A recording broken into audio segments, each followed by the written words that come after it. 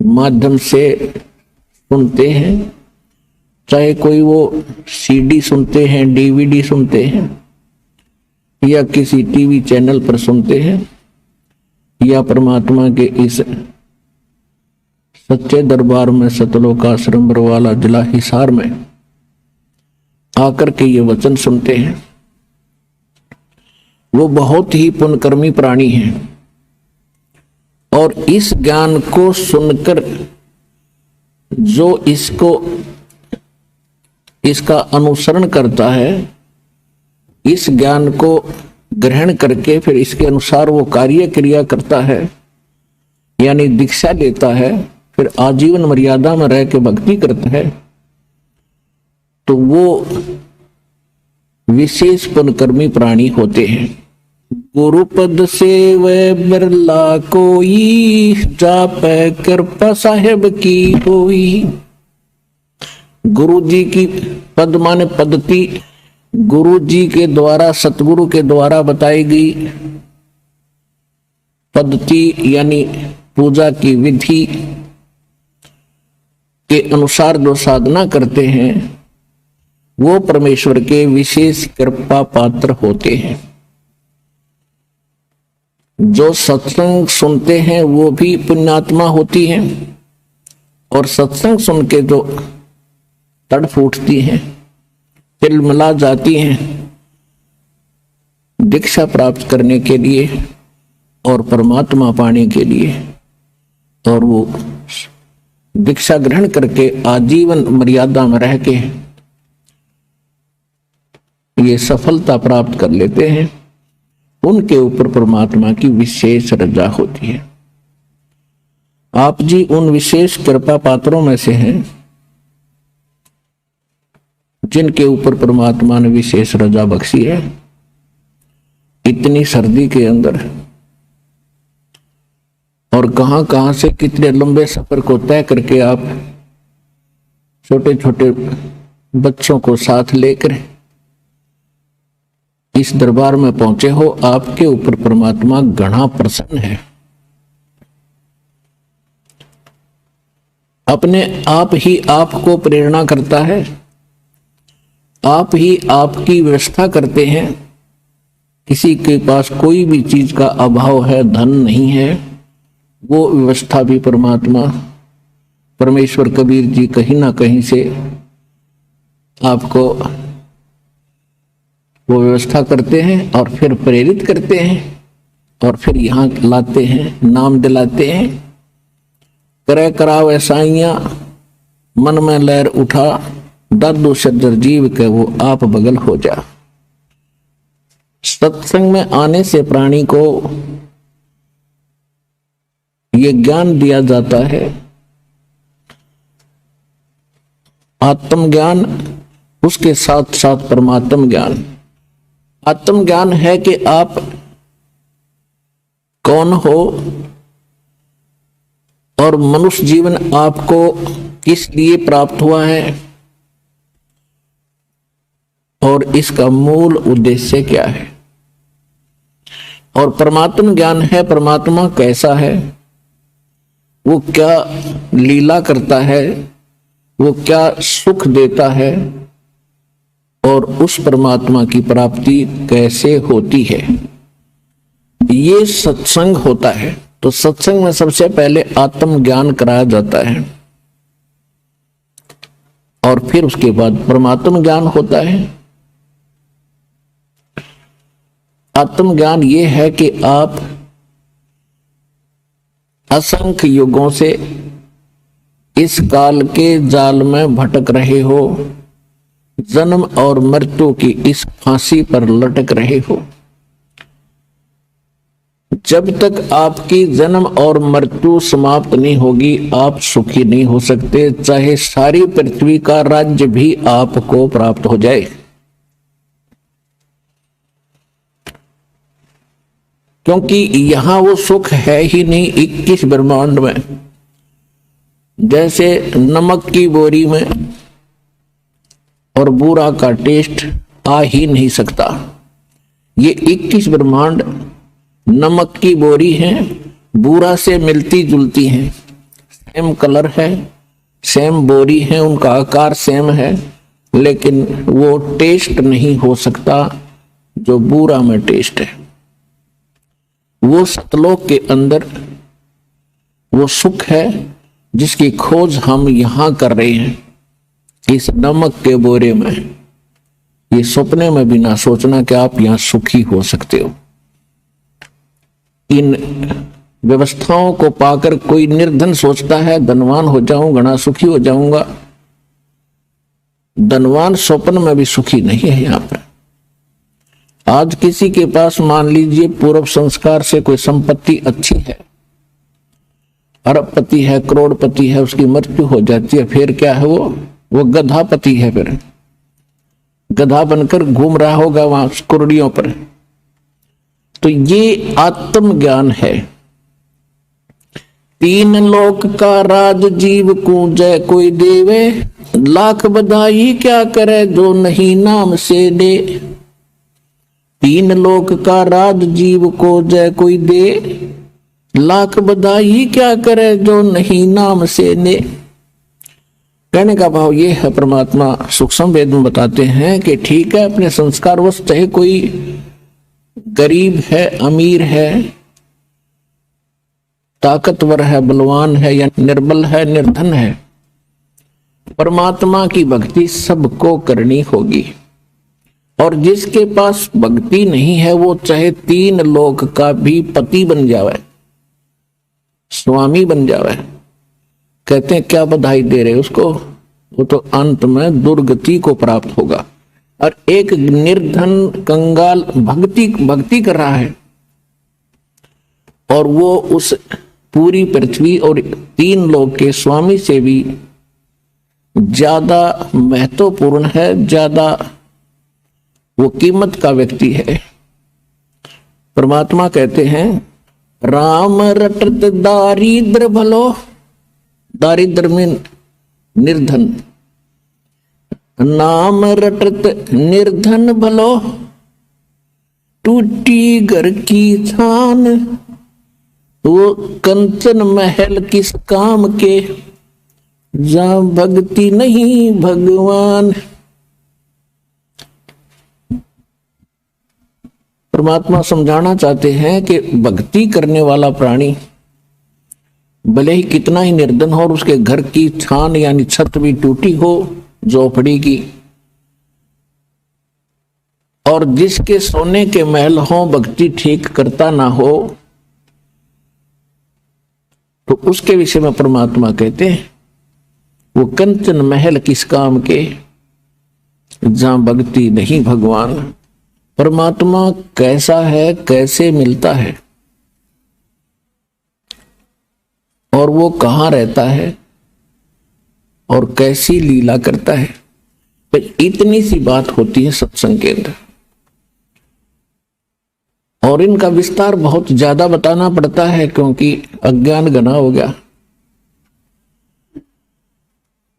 वेद स्वयं बताते हैं कि परमात्मा स्वयं आते हैं सतलोक से चलकर और अपनी महिमा का ज्ञान और अपने पाने की विधि स्वयं ही बताते हैं, क्योंकि अध्यात्म मार्ग परमात्मा का होता है और परमात्मा ही बता सकता है। अन्य कोई किसी प्रकार से कोई साधना साधक करके अनुभव करने की चेष्टा करता है तो इनकम्प्लीट ही रहता है, क्योंकि यहाँ का भगवान जो है, जो यहाँ का स्वामी है, ये काल भगवान, ये नहीं चाहता कि यहाँ मेरे जाल में फंसे हुए प्राणियों को उस पूर्ण परमात्मा की जानकारी हो जाए और उसके पाने की विधि प्राप्त तो बिल्कुल नहीं होने देता, जिसके परिणाम स्वरूप आप देख रहे हो विश्व में कहीं पर भी सत साधना नहीं है, सत भक्ति नहीं है। इस सतलोक का सिर्फ बरवाला जिला हिसार ने छोड़ के पूरे विश्व में। अब प्रथम बार कोई व्यक्ति ये बात सुनता है तो वो उसके ये बात अच्छी सी नहीं लगती, उसके गले उतरे नहीं। और जिस समय ये प्रमाण देखोगे सदग्रंथों के अंदर गूढ़ रहस्यों को स्वयं आंखों से देखकर जानोगे, फिर आप सहर्ष स्वीकार करोगे कि सचमुच इस विश्व में सत भक्ति किसी के पास नहीं है, और सत साधना शास्त्र अनुकूल भक्ति के बिना जीव मुक्त नहीं हो सकता। अब जैसे किसी ने जंडी काटनी हो, एक पेड़ होता जंडी, और उसके काटने का तरीका क्या होता है, एक कुहाड़ा होता है, कुहाड़ी पन्नी लोहे से बनी हुई, और फिर आरी होती है लोहे के दांतों वाली। उसके स्थान पर यदि कोई काठ का हथौड़ा ले गए और उससे काटने का प्रयत्न करे तो कभी नहीं काट सकता। तो यथार्थ जो साधन है उस जंडी के काटने के, वही प्रयोग करोगे तो वह जंडी बहुत आसानी से कटेगी। ठीक इसी प्रकार ये जन्म मरण का रोग रूपी जंडी हमारे जामेगी, इसको काटने के लिए वो शास्त्र अनुकूल साधना का प्रयोग करना पड़ेगा, और जो इस दास के अतिरिक्त विश्व में किसी के पास नहीं है वर्तमान।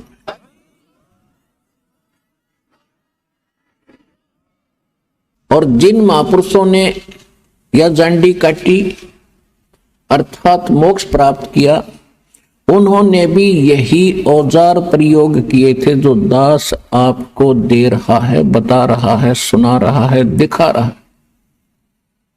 और इस तरह जंडी कटेगी, इसी से ये मोक्ष होगा।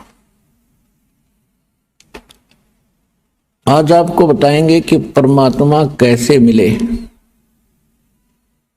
परमात्मा प्राप्ति कैसे होगी। उसके लिए आपको प्रमाण भी देंगे और साथ में सत्संग भी सुनाएंगे। किस पुण्यात्मा को मोक्ष प्राप्त हुआ, उन्होंने कौन सी साधना की, और उनका हमारे सदग्रंथों में भी कहीं प्रमाण है कि नहीं। हमारे सदग्रंथों में प्रमाण मिल जावे, वो होगी शास्त्र अनुकूल साधना, और उसी साधना को उन महापुरुषों ने किया हो जिनको मोक्ष प्राप्त हुआ, तो शंका का कति नाश हो जाता है। फिर बिल्कुल निसंशय होकर के ये जीव भक्ति कर सकता है।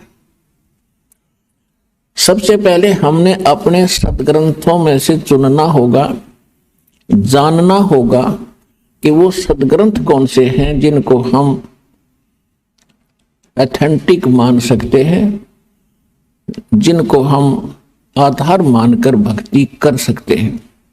वो प्रमाणित सदग्रंथ कौन कौन से हैं उनकी जानकारी पहले देते हैं। एक नंबर पे जो ज्ञान है, जो सदग्रंथ है, वो सूक्ष्म वेद है। सूक्ष्म वेद जिसको तत्व ज्ञान भी कहते हैं।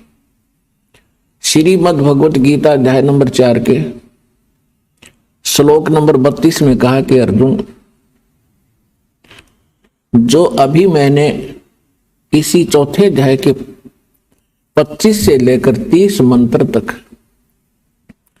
जो जानकारी आपको बताई है कि कोई तो देवताओं की पूजा करता है, कोई केवल स्वाध्याय करता है, और कोई हठ योग करता है, घोर तप तपता है, कोई घोर अहिंसावादी व्रत रखता है, जैसे मुंह पर पट्टी बांध कर नंगे पैरों घूमता है, और कोई केवल योग अभ्यास ही करता है। और सभी के सभी अपनी इस साधना को पाप नाशक जानते हैं। पाप नाशक यानी मोक्षदायक। पाप नष्ट होंगे तभी हम मुक्ति पा सकते हैं, कर्मों के बंधन से हम यहां जकड़े पड़े हैं। यदि उन साधकों को ये पता चल जाए कि ये शास्त्र अनुकूल साधना नहीं है तो वो त्याग देंगे। उनको पता नहीं है तभी तो अपनी अपनी साधनाओं को सब श्रेष्ठ मानकर कर रहे हैं। चाहे कोई मंगलवार का व्रत रख रहा है, चाहे कोई शुक्रवार का, चाहे कोई किसी देव को पूज रहा है या भैरव भूत बतालों को पूज रहे, सभी के सभी अपनी साधनाओं को वो सत्य मान रहे हैं। तो यहाँ गीता अध्याय नंबर 4 के श्लोक 32 में गीता ज्ञानदाता कहता है कि इन धार्मिक यज्ञों की, यज्ञ माने धार्मिक अनुष्ठानों की जानकारी विस्तार के साथ सच्चिदानंद घन ब्रह्म की वाणी में लिखी गई है। सच्चिदानंद घन ब्रह्म की वाणी में विस्तार के साथ कही गई है और वो परमात्मा द्वारा अपने मुख कमल से बोली जाती है। वो तत्व ज्ञान कहलाता है, उसको सूक्ष्म वेद कहते हैं। चौथे अध्याय के 34वें श्लोक में गीता ज्ञानदाता कहता है कि उस तत्व ज्ञान को मैं नहीं जानता, उसके लिए किसी तत्वदर्शी संत की खोज करो और उनको दंडवत प्रणाम करने से, कपट छोड़ के उनकी विनम्रता से प्रसन्न करने से और सेवा करने से वो तत्वदर्शी संत उस तत्व ज्ञान का उपदेश करेंगे। तो गीता ज्ञानदाता ने स्पष्ट कर दिया कि जो गीता में मैं ज्ञान आपको अध्यात्म ज्ञान बता रहा हूं, ये कंप्लीट नहीं है, ये संपूर्ण नहीं है, इसमें वो तत्व ज्ञान नहीं है, वो सूक्ष्म वेद नहीं है। लेकिन ये भी नहीं कह सकते कि ये श्रीमद् भगवत गीता का ज्ञान गलत है। श्रीमद् भगवत गीता का ज्ञान कौन सा ज्ञान है? चारों वेदों का निष्कर्ष है, चारों वेदों का निष्कर्ष है। ये शॉर्ट में, संक्षिप्त में बहुत कुछ गहरा ज्ञान है। और इसके साथ साथ इस काल भगवान ने इसमें थोड़ी सी अटकल अपना मत प्रवेश करके गड़बड़ी की है, लेकिन वो वेदों से उसकी जांच करके हम इसके मत को रिजेक्ट कर देंगे। उदाहरण के तौर पर गीता ज्ञानदाता गीता अध्याय नंबर 3 के श्लोक नंबर 6, 7, 8 और 9 में ये कहता है कि अर्जुन, यदि तू कर्म सन्यासी हो गया, काम छोड़ के और एक स्थान पर बैठ के हठ योग करेगा, तो तेरा निर्वाह कैसे होगा? यानी कर्म सन्यासी मत बन, कर्म योगी बन, यानी काम करते करते भक्ति कर। ये तो है वेद ज्ञान। फिर इसने 6ठे अध्याय के 10 से लेकर 15 तक अपना मत बताया है। 10 से लेकर 15 तक अपना मत बताया है कि एकांत स्थान पर बैठ जा, नीचे थोड़ा सा घास फूस बिछा, उसके ऊपर मृगशाला बिछा, ना ज्यादा आसन ऊंचा हो ना नीचा हो, अपने नाक के अग्र भाग पर देखता रहे, ऐसे साधना कर। तो ये किसी वेद में नहीं, ना किसी उस तत्व ज्ञान में, क्योंकि ये उसका खंडन है जो 3रे अध्याय के 6, 7, 8 के अंदर ये कह रहा है कि अर्जुन, तू यदि हट करके बैठ गया, तेरा निर्वाह कैसे होगा, गुजारा कैसे चलेगा? तो काम भी कर, भक्ति भी कर। 8वें अध्याय के 5 और 7 श्लोक में यह स्पष्ट करता है कि अर्जुन, तू युद्ध भी कर, मेरी भक्ति भी कर। यही यजुर्वेद अध्याय नंबर 40 के मंत्र नंबर 15 में है कि अर्जुन, उसमें कहा है कि ओम कर्तु समर किलबे समर और कर्तुम समर। ओम नाम का जाप काम करते करते सिमरण करो, विशेष कसक के साथ सिमरण करो, मनुष्य जीवन का मूल कर्तव्य जान के ओम का सिमरण करो। ये तो है ओम यानी ब्रह्म तक की साधना का वर्णन है उसके अंदर वेदों और गीता। और यही गीता अध्याय नंबर 8 के श्लोक नंबर 13 में कहा है कि ओम इति एकाक्षरम ब्रह्म विवरण माम अनुसमरण ये परियाति तजन देहम सयाति परमाम गति।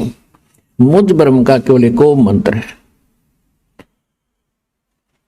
और उच्चारण करके सिमरण करता हुआ जो इस शरीर त्याग कर जाता है, यानी अंतिम सांस तक भक्ति करता हुआ प्राण छोड़ता है, वो ओम से मिलने वाली परम गति उसको प्राप्त होता है। ओम से मिलने वाली परम गति कौन सी है? ब्रह्मलोक प्राप्ति होती है, क्योंकि ब्रह्म का मंत्र है। 8वें अध्याय के 16वें श्लोक में स्पष्ट किया है कि ब्रह्मलोक में गए हुए प्राणी भी जन्म मृत्यु में ही रहते हैं, पुनरावृत्ति के अंदर।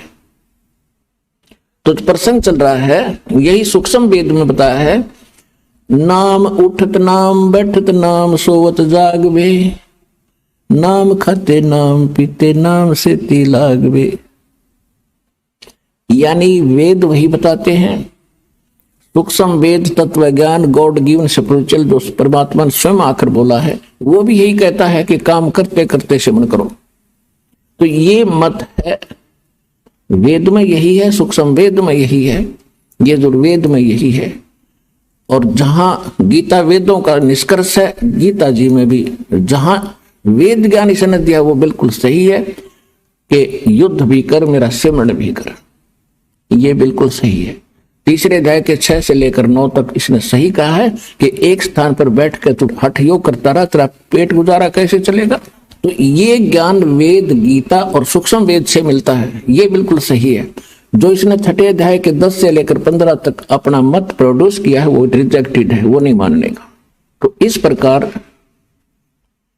हमने इन सदग्रंथों को चुनना है कि कौन से शास्त्र हमारे भक्ति में सहयोगी हैं और सत्य हैं, ऑथेंटिक हैं, जो गॉड गिवन हैं। चारों वेद इस काल भगवान को, ब्रह्म को, पूर्ण परमात्मा ने दिए थे। उन्होंने दिया तो कंप्लीट स्पिरिचुअल नॉलेज था, ये सूक्ष्म वेद भी साथ था। लेकिन इस बेईमान ने ऐसी गलती करी, जब इस परमात्मा ने वहां से अपने से इसके शरीर के अंदर वो पूरा कंप्लीट स्पिरिचुअल नॉलेज इसकी आत्मा में फैक्स कर दिया पूर्ण परमात्मा ने सतलोक से, और उसका निर्धारित समय बना दिया कि इसके बाद ये बाहर आवेगा। जैसे बच्चा गर्भ में होता है, उसके बाद उसका निर्धारित समय है कि 10वें महीने वो मां के गर्भ से बाहर आएगा ही आएगा। तो वो इसके बस का भी नहीं था। तब तक यह सृष्टि चालू हो ली थी। ब्रह्मा विष्णु महेश के जन्म हो चुके थे, दोनों तीनों के। उस समय इसके श्वासों के द्वारा, ज्योत निरंजन के श्वासों के द्वारा वो कंप्लीट स्पिरिचुअल नॉलेज बाहर आया। इसने फटाफट उठाकर देखा और पढ़ा। इसने क्या देखा कि इसमें तो उस परमात्मा का बहुत गूढ़ रहस्य है, तो उस पोर्शन का इसने जल्दी जल्दी में नाश कर दिया, खत्म कर दिया। और परमात्मा के डर से इसने कुछ ऐसा अंश रख लिया जिसमें इसके सतर की भक्ति थी और महिमा पूर्ण परमात्मा की थी। तो वो चारों वेद हैं।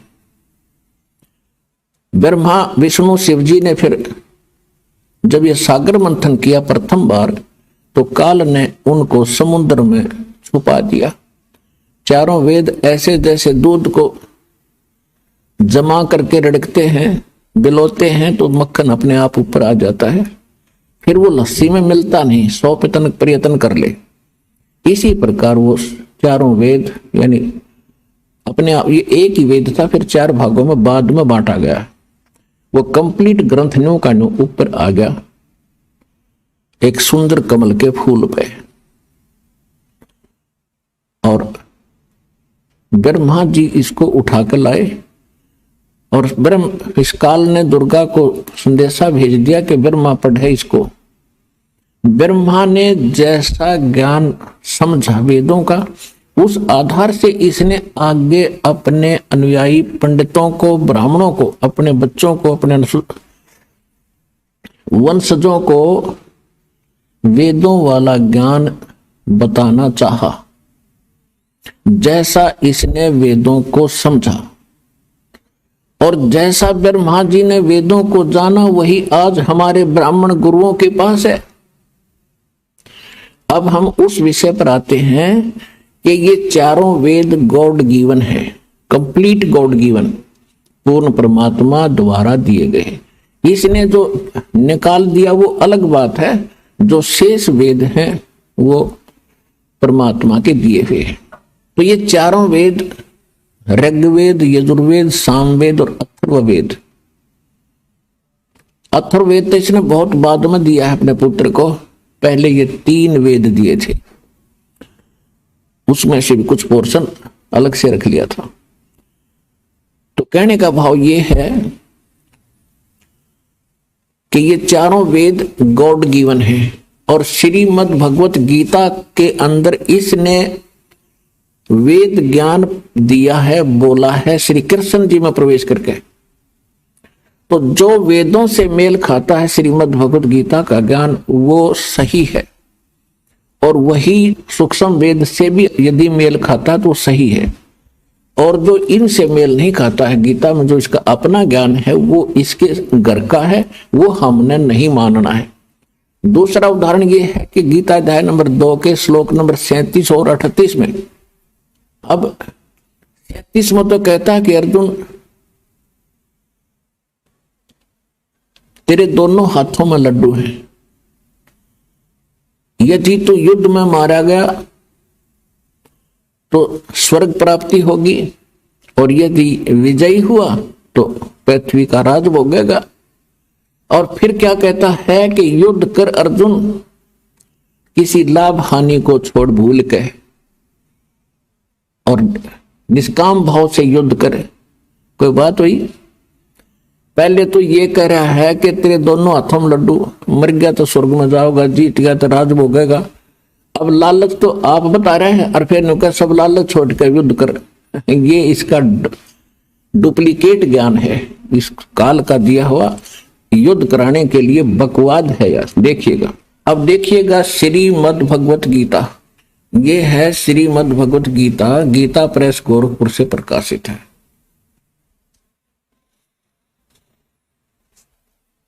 इसके संपादक कौन है देखिएगा, गीता प्रेस गोरखपुर से प्रकाशित है, और जयदयाल गोविंद का इसके अनुवादक है। पहले आपको दूसरा अध्याय का 33 और 38 दिखाते हैं। ये देखिए, अध्याय नंबर 2 और श्लोक नंबर 37। या तो तू युद्ध में मारा जाकर स्वर्ग को प्राप्त होगा, अथवा संग्राम में जीतकर पृथ्वी का राज भोगेगा। इस कारण से अर्जुन युद्ध के लिए निश्चय करके उत्तिष्ठ खड़ा हो जा। और फिर क्या कहे देख, काल भगवान का जाल, कहते जय पराजय, लाभ हानि और सुख दुख को समान समझकर उसके बाद युद्ध के लिए तैयार हो जा।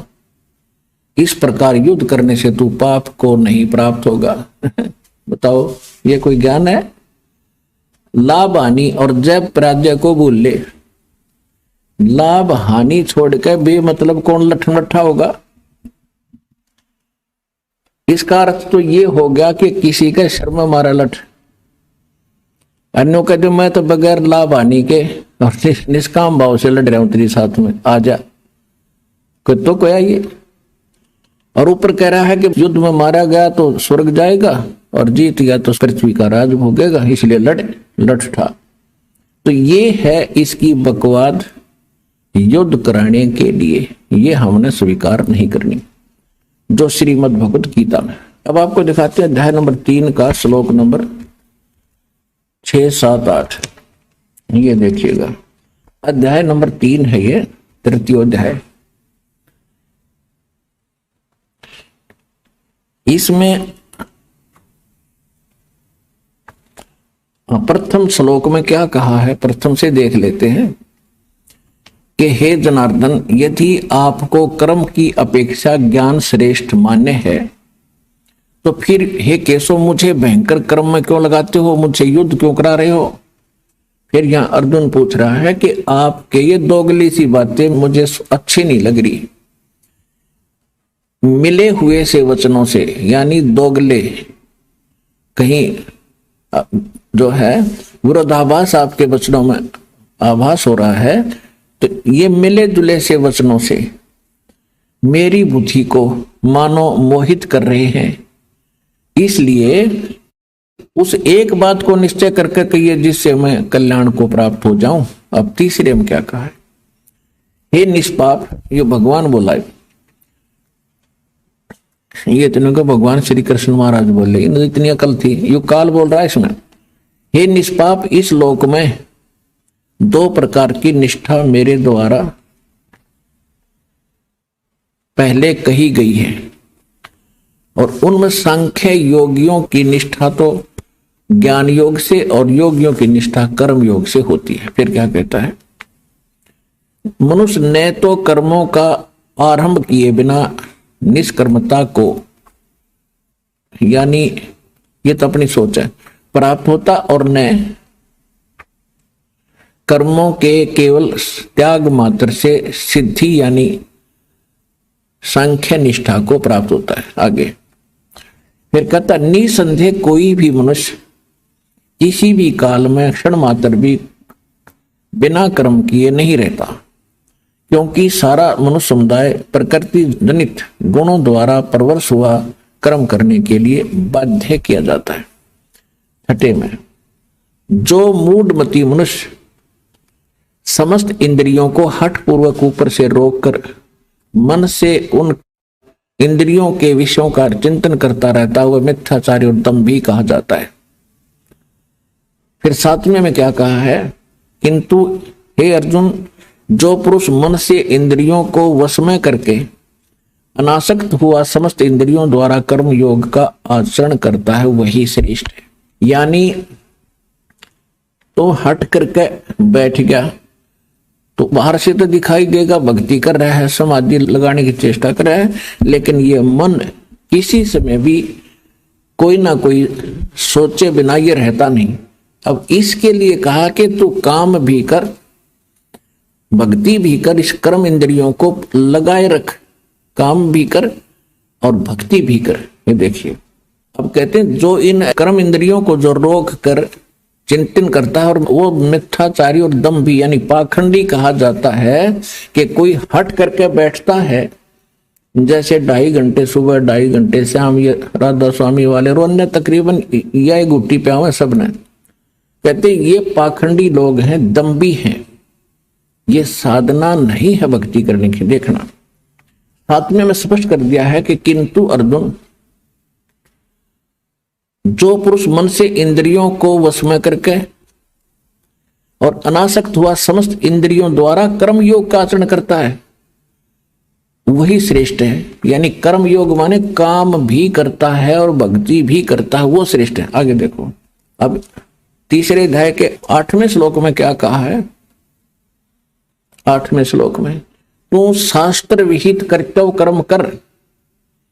शास्त्र विहित माने शास्त्रों में वर्णित वो साधना कर्तव्य कर्म कर जो कर्ण योग्य हैं क्रियाएं, क्योंकि कर्म ना करने की अपेक्षा है, यानी एक स्थान पर बैठ के हठ योग करने की अपेक्षा कर्म करना श्रेष्ठ है, तथा कर्म न करने से तेरा शरीर निर्वाह गुजारा भी तो नहीं सिद्ध होगा। हो गया सिद्ध। इस 8वें श्लोक में बिल्कुल स्पष्ट कर दिया है कि काम भी कर, यदि हठ और शास्त्र अनुकूल साधना कर, और यदि काम छोड़कर हठ योग करके बैठ गया, तेरा पेट कैसे भरेगा। ये है वेद ज्ञान। और देखो 9वें में क्या कहा है, इसमें कहा कि ज्ञान यज्ञ के निमित्त किए जाने वाले कर्मों से अतिरिक्त, यानी यज्ञ माने धार्मिक अनुष्ठान भक्ति कर्म के अतिरिक्त किए जाने वाले कर्म अतिरिक्त दूसरे कर्मों में लगा हुआ ही यह मनुष्य समुदाय कर्मों से बंधता है। इसलिए अर्जुन आसक्ति से रहित होकर उस ज्ञान के निमित्त, तदार्थ मान उस ज्ञान के नहीं, उस परमात्मा पाने के निमित्त कर्तव्य कर्म कर। अब ये तो है वेद ज्ञान, क्योंकि सूक्ष्म वेद और यजुर्वेद ये दोनों प्रमाणित करते हैं कि नाम उठत नाम बैठत नाम सोवत जागवे, नाम खाते नाम पीते नाम से ती लागवे। सूक्ष्म वेद। यजुर्वेद कहता है 40वें अध्याय का 15वां मंत्र, ये देखिएगा यजुर्वेद, ये देखिएगा यजुर्वेद, ये कहां से प्रकाशित है, प्रकाशक है सार्वदेशिक आर्य प्रतिनिधि सभा 2/5 महर्षि दयानंद भवन रामलीला मैदान नई दिल्ली से। और यजुर्वेद आर्य भाषा भाष्य महर्षि दयानंद सरस्वती द्वारा इसका अनुवाद किया गया है और ये यहां से मुद्रित है। अब हम इसके 40वें अध्याय में चलते हैं। ये 40वां इसका अंतिम अध्याय है और ये लास्ट के ही मंत्र चल रहे हैं इसके अंदर। देखिएगा, ये है यजुर्वेद और 4400 यानी 40वां अध्याय 4400 और इसका मंत्र नंबर 15। हम संस्कृत भी पढ़ लेंगे जोड़ जाड़ का, हिंदी तो आवे अपन, यह देवनागरी लिपि है। वायुर अनिलम अमृतम अथेदम भस्मांतम शरीरम। ओम करतो समर किलबे समर और करतुम समर है 15वां श्लोक। इसका क्या अर्थ है? वायु अनिलम अमृतम अथ इदम भस्मांतम शरीरम। इसका अर्थ है कि जब तक तेरा शरीर का नाश हो तब तक, अनल माने होती वायु, इस वायु यानी श्वास के द्वारा सेवन करना होता ओम का। तो इसमें क्या बताया है कि ओम कर्तु समर किलबे समर। नीचे देखिएगा, ओम कर्तो समर किलबे समर और कर्तुम समर। और देख इस अज्ञानी दयानंद का अनुवाद दिखाऊंगा, क्योंकि इनको कोई ज्ञान नहीं था। ये सिर्फ संस्कृत भाषा अवश्य जानते थे, तत्व ज्ञान इनके पास था नहीं, जिस कारण से इन्होंने जहां इनकी बुद्धि ने काम नहीं किया उड़ंगा कर दिया। अब इसका सीधा अर्थ है कि ओम कर्तु समर, ओम का जाप काम करते करते सेवन कर। अब इसके अनुवाद से आपको और आसानी से सिद्ध होगा कि यो भी कोशिश कर रहा है, अर्थ तो ठीक करने की चेष्टा कर रहा है, लेकिन विचलित होने के कारण ये निष्कर्ष नहीं दे पा रहा। देखिएगा, ये इनका अनुवाद है दयानंद जी का। कर्तो माने कर्म करने वाले जीव तू शरीर छूटते समय। ये ओम लिखा है, ये ओम लिखा। इसने जैसे ये कर्तु है, कर्तु का अर्थ कर दिया कर्म करने वाले जीव, बिल्कुल ठीक है। और ओम का भी यहां अर्थ लिखना था, ओम ही लिखना था। ओम माने ओम को, समर माने समण कर, किलबे माने अपने सामर्थ्य के लिए परमात्मा और उनके अपने स्वरूप का समरण माने समण कर, कर्तव्य माने अपने किए का समण कर।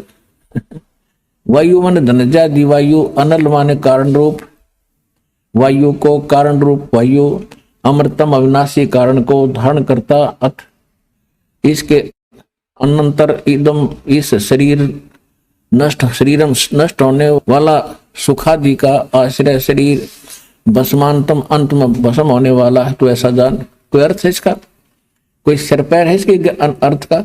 इसका सीधा सा अर्थ है कर्तो माने काम करने वाले। यहां लिखा है ओम कर्तो समर, काम करते करते समण कर। और किलबे, किलबे माने किलबलाहट, एक विशेष कसक के साथ, तड़फ के साथ नाम का जाप करे। और कर्तव्य माने अपने मूल मनुष्य जीवन का मूल कर्तव्य जानकर ओम का जाप करे। तो इसको अंतिम सांस तक, शरीर छूटते तक, जब तेरा शरीर नाश हो तब तक इसका सेवन कर। तो ये वेद ज्ञान है। और गीता अध्याय नंबर 8 के श्लोक नंबर 13 में कहा है, ये देखिएगा, श्रीमद् भगवत गीता उठा ली हमने, पवित्र वेद रख दिए। अब इसके 8वें अध्याय का 13वां श्लोक आपको दिखाते हैं। ये देखिएगा, अध्याय नंबर 8 का श्रीमद् भगवत गीता और श्लोक नंबर 13। हम संस्कृत पढ़ेंगे। परमात्मा ने इस योग्य कर दिए। ओम इति एकाक्षरम ब्रह्म व्यवहारन माम अनुसमरण ये प्रयाति तजंदेहम सयाति परमाम गतिम। इनका अनुवाद यहां से शुरू होता है। इन्होंने दोनों का इकट्ठा कर दिया, 12 और 13 का, बल्कि अलग अलग होना चाहिए था। यहां से शुरू होता, जो पुरुष ओम माने ओम, ओम माने ओम। इस एक अक्षर रूप इति एकाक्षरम अक्षर रूप ब्रह्म को उच्चारण करता हुआ उसके अर्थ स्वरूप मां मुझ निर्गुण ब्रह्म का चिंतन करता हुआ शरीर को त्याग कर जाता है, वह पुरुष परम गति को प्राप्त होता है। यह अनुवाद इन्होंने ठीक नहीं करना है, पर थोड़ा बहुत मिला दिया, मिलता जुलता सा है। देखिएगा, अब देखिएगा, हम अपने हिसाब से करेंगे इसको। अब 13वां मंत्र है 8वें अध्याय का 13वां श्लोक। ओम माने ओम, इति माने यह, एकाक्षरम। ओम इति यानी यह, केवल यही। एकाक्षरम माने एक अक्षर, ओम यही। ब्रह्म व्यवहारण माम अनुसमरण, माम ब्रह्म मुझ ब्रह्म का उच्चारण करके सिमरण करता हुआ यह प्रियाति तजनदेहम, जो शरीर त्याग कर जाता है, सयाति परमाम गति, वह परम गति यानी ओम के जाप से मिलने वाली परम गति को प्राप्त होता है। जो शरीर त्यागते समय तक भस्मांतम शरीरम, यजुर्वेद अध्याय नंबर 40 के श्लोक नंबर 15 वाला ये जो का जो है, यही परमात्मा की सूक्ष्म वेद में है। राम नाम रटते रहो, राम नाम रटते रहो, जब तक घट में प्राणे, कभू तो दीन दयाल के भनक पड़ेगी कान। यानी अंतिम सांस तक राम का नाम जपते रहो। अब कौन से राम का? गीता अध्याय नंबर 18 के श्लोक 62 में, गीता अध्याय नंबर 15 के श्लोक 4 में गीता ज्ञानदाता कहता है कि अर्जुन तू सर्वभाव से उस परमेश्वर की शरण में जा, उसकी कृपा से तू परम शांति को और शाश्वतम स्थानम यानी उस अमर लोक को प्राप्त होगा। 15वें अध्याय के 4थे श्लोक में कहा कि तत्वदर्शी संत मिलने के उपरांत उस तत्व ज्ञान रूपी इस शस्त्र से अज्ञान रूपी इस अंधकार में इस गुत्थी को काट के उसके पश्चात परमेश्वर के उस परम पद की खोज करनी चाहिए, जहां जाने के बाद साधक फिर लौटकर संसार में कभी नहीं आते। और केवल उसी परमात्मा की भक्ति करो जिसने सारे संसार की संसार रूपी वृक्ष की रचना की है। अपनी भी साधना करने को नहीं कह रहा। यदि तूने उस स्थान को पाना है, अमरलोक को पाना है, सतलोक को पाना है और जन्म मरण का ये झंझट छुटवाना है, तो तत्वदर्शी संतों की खोज कर और उसी भगवान की भक्ति कर जो गीता ज्ञान दाता से अन्य है। अब पवित्र यजुर्वेद, पवित्र सूक्ष्म वेद और पवित्र श्रीमद् भगवत गीता में वेद ज्ञान, ये एक ज्ञान है, ये बिल्कुल सही है। अब ओम नाम से क्या प्राप्ति होती है? ब्रह्मलोक। इससे पहले थोड़ा सा आपको देवी पुराण दिखाऊंगा।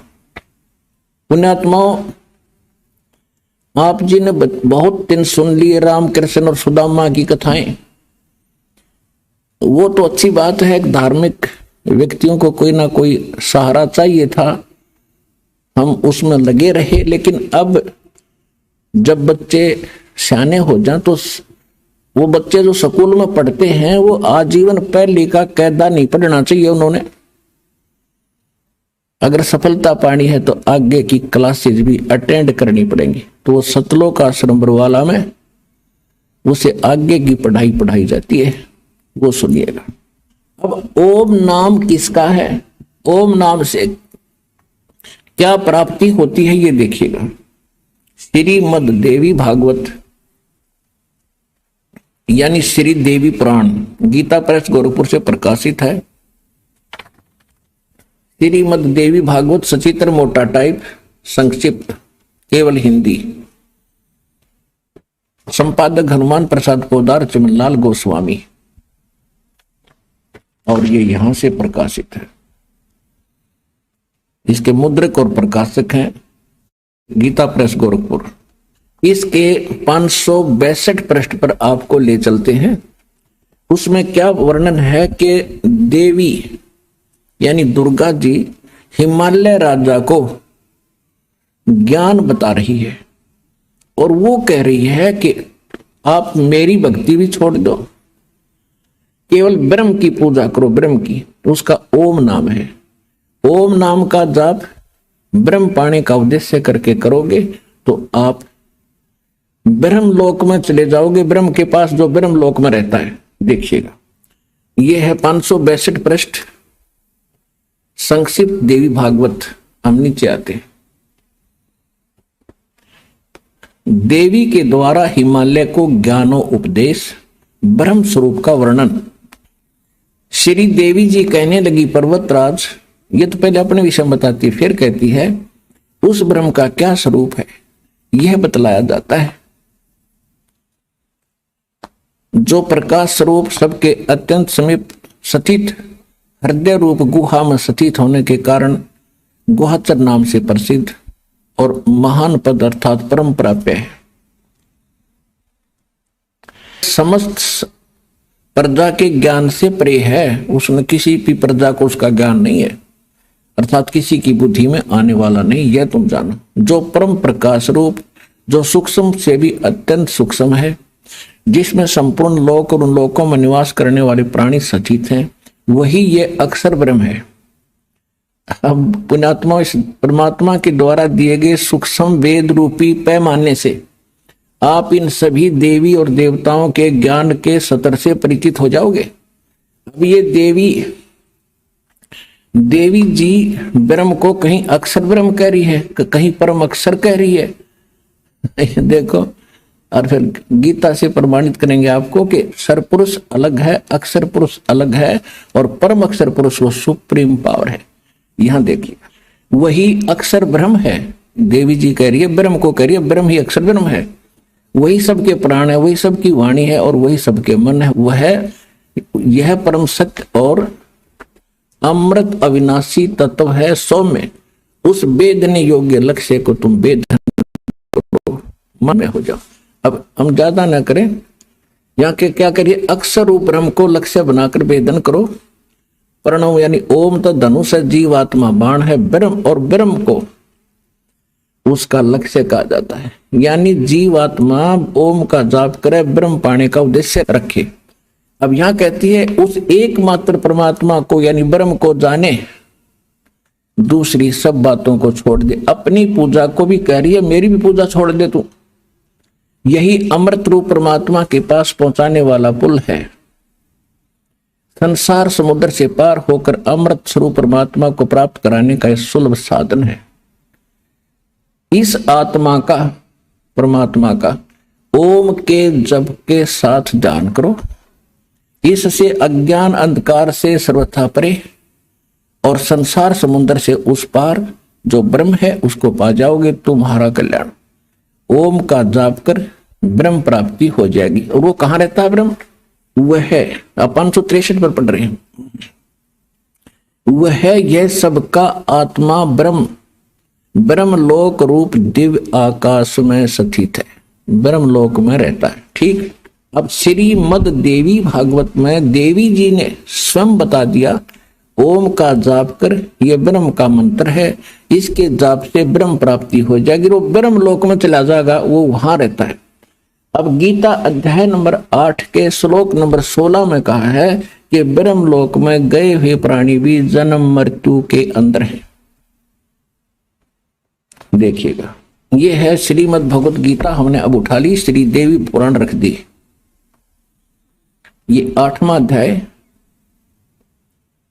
ये 8वां अध्याय, और इसका हमने 13 पढ़ लिया। देखिए 16 में, 8वें अध्याय का 16वां श्लोक क्या देता, प्रमाण देता है कि हे अर्जुन, ब्रह्मलोक पर्यंत सब लोग पुनरावर्ती में हैं। ये पुनरावर्ती को स्टार लगा के या नीचे विश्लेषण किया है, अर्थात जिनको प्राप्त होकर पीछे संसार में आना पड़े ऐसे, इसलिए पुनरावर्ती उसको कहते हैं जो उसको प्राप्त होकर भी जन्म मृत्यु में सदा रहे, आना पड़े वापस।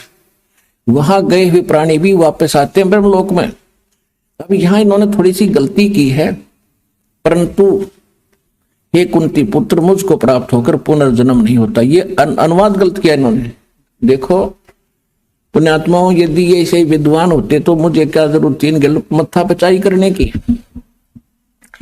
अगर हम इनके इस अनुवाद को श्रेष्ठ माने कि गीता ज्ञानदाता ब्रह्म ये कह रहा है कि मुझे प्राप्त होकर फिर किसी का जन्म मृत्यु नहीं होगा, तो गीता अध्याय नंबर 2 श्लोक नंबर 12, गीता अध्याय नंबर 4 के श्लोक 5 और 9, गीता अध्याय नंबर 10 के श्लोक नंबर 2, 3 गलत हो जाते हैं, जिनमें यह कहता है कि अर्जुन तेरे और मेरे बहुत जन्म हो चुके, तू नहीं जानता मैं जानता हूं।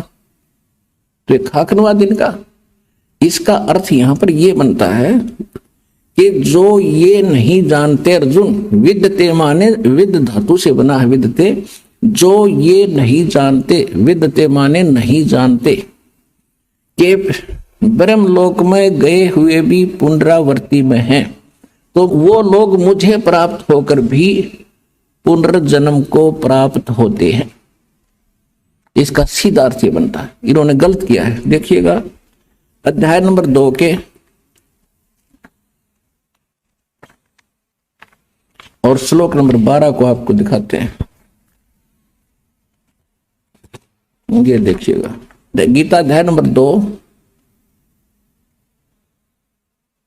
और श्लोक नंबर ये 12।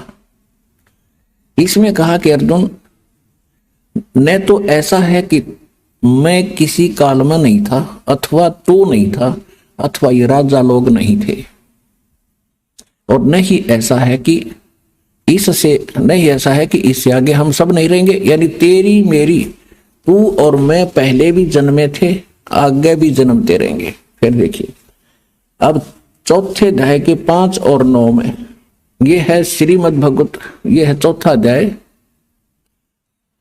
और श्रीमद् भगवत गीता,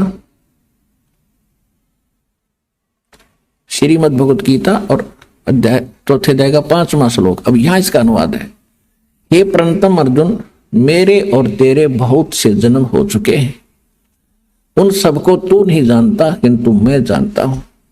अब देखिए 9 में क्या कहा है कि हे अर्जुन, मेरे जन्म और कर्म दिव्य माने अलौकिक हैं। इस प्रकार जो मनुष्य तत्व से जान लेता है वह शरीर को त्याग कर फिर जन्म को प्राप्त नहीं होता और मुझे ही प्राप्त होता है। अब यह यू क्या कहता है कि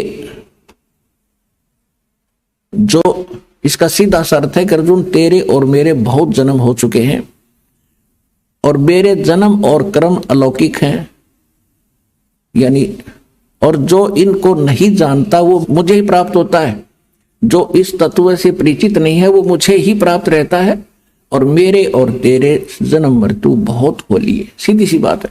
अब 10वें अध्याय का दूसरा श्लोक कति कंसेप्ट क्लियर कर देगा। ये देखिएगा 10वां अध्याय श्रीमद् भगवत गीता, ये यहीं पर है। मेरी उत्पत्ति को प्रभाव माने जन्म को न देवता लोग जानते हैं और न महर्षि जानते हैं, क्योंकि मैं सब प्रकार से देवताओं का और महर्षियों का आदि कारण हूं। अब इससे क्या सिद्ध हो गया? गीता ज्ञान दाता ये ब्रह्म है, ज्योत निरंजन काल है, सर्वपुरुष है। इसका जन्म परमात्मा कबीर जी से हुआ। एक अंडे में उसके वचन शक्ति से एक आत्मा उसमें प्रवेश हुई, तब ये परमात्मा के वचन से इसका जन्म हुआ। और इस ज्योत निरंजन से और दुर्गा से ब्रह्मा विष्णु महेश और सब अन्य प्राणियों की उत्पत्ति हुई। तो ये कह रहा है कि मेरे जन्म को ना देवता जानते, ब्रह्मा विष्णु महेश, ना ये ऋषि जान सकते, क्योंकि ये मेरे से जन्मे हैं। तो जैसे पिता की डेट ऑफ बर्थ संतान नहीं जानते, पिता के जन्म को संतान नहीं जान सकती, दादा बता सकता है। तो सबके दो दादाजी, सबके जनक कबीर परमेश्वर जी ने आकर हमें बताया है इसके जन्म को, और जो आज दास ने आपके सामने खोला है।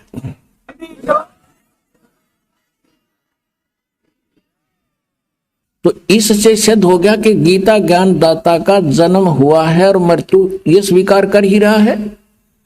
तो गीता अध्याय नंबर 8 के श्लोक नंबर 16 में ये अनुवाद इन्होंने जो किया है वो बिल्कुल गलत किया है कि मुझे प्राप्त होकर फिर पुनर्जन्म नहीं होता और ब्रह्मलोक में गए हुए सबकी पुनरावृत्ति होती है। तो देवी भागवत में गीता पुराण तो उस देवी ने स्पष्ट कर ही दिया है कि ओम नाम का जाप कर ब्रह्म पाने का उद्देश्य रख, उसको पा जाओगे, तुम्हारा कल्याण हो, और वो ब्रह्मलोक में रहता है। बस तो ब्रह्म का जाप ओम मंत्र है, ब्रह्मलोक प्राप्ति है। गीता अध्याय नंबर 8 के श्लोक नंबर 16 ने स्पष्ट भी कर दिया है। देखिए गीता अध्याय नंबर 8 के श्लोक नंबर 16 में ये स्पष्ट हो गया है कि ब्रह्मलोक पर्यंत, ब्रह्मलोक तक गए हुए सब लोग पुनरावृत्ति में हैं, उनकी जन्म मृत्यु होती है। पुनरावृत्ति माने जिनको प्राप्त होकर पीछे संसार में आना पड़े, ऐसे उनको पुनरावृत्ति कहा है। यहां का है ना, परंतु हे कौंती पुत्र मुझको प्राप्त होकर पुनर्जन्म नहीं होता, ये गलत है। इसको देखिएगा, ये 16वां श्लोक संस्कृत देखें। आप ब्रह्म भुवनाथ ब्रह्मलोक पर्यंत, लोका यानी सभी लोक, उसमें गए हुए पुनरावृत्ति न, वहां गए हुए सभी लोकों में, ब्रह्मलोक तक जितने लोक हैं सब में पुनरावृत्ति होती है। वहां गए हुए प्राणियों का जन्म मृत्यु होता है। अर्जुन माम उपेते तु कौनते पुनर्जन्म न विदते, इसका अर्थ है न विदते, जो ये नहीं जानते कि ब्रह्मलोक तक गए हुए सभी प्राणी पुनरावृत्ति में है, उस जो ये नहीं जानते। अर्जुन माम उपेते, मुझे प्राप्त, तू माने मुझे प्राप्त होकर भी कौनते पुनर्जन्म, उनका पुनर्जन्म होता है। ये इसका यथार्थ अनुवाद है। इनके अनुवाद को यदि माने कि मुझे प्राप्त होकर पुनर्जन्म नहीं होते, तो ये 3 गीता जी के 3 श्लोक रिजेक्ट हो जाते हैं। वो सही है, ये गलत है, क्योंकि उनमें यह स्वीकार करता है कि मेरी जन्म मृत्यु होती है, तू नहीं जानता, और तेरे भी होते हैं। तो अब हम आते हैं, ये स्पष्ट हो गया कि जो ज्ञान हमारा सूक्ष्म वेद, इन सबका एक सबको जांचने का पैमाना है सूक्ष्म वेद, और सूक्ष्म वेद आज तक कोई जाना नहीं इस दास के अतिरिक्त या उन महापुरुषों के अतिरिक्त जिनको भगवान सीधे मिले थे, जिनके शुभ नाम दास बहुत बार आपको गिनाता है। कौन कौन? आदरणीय धर्मदास साहिब जी बांधवगढ़ वाले, आदरणीय मुल्कदास साहिब जी, आदरणीय नानक साहिब जी सिख धर्म के प्रवर्तक जो माने जाते, आदरणीय दादू साहिब जी, आदरणीय गरीबदास साहिब जी गांव छुड़ानी जिला झज्जर हरियाणा वाले, आदरणीय गीसा दास जी साहिब जी गांव खेखड़ा जिला बागपत उत्तर प्रदेश वाले, आदरणीय स्वामी रामानंद जी काशी वाले। इन महापुरुषों को परमात्मा सीधे मिले थे, उनको छोड़कर, और उसके बाद इस दास के अतिरिक्त इन गूढ़ रहस्यों को जानने वाला इस पृथ्वी पर नहीं था। और उनको हिदायत थी कि अभी इनको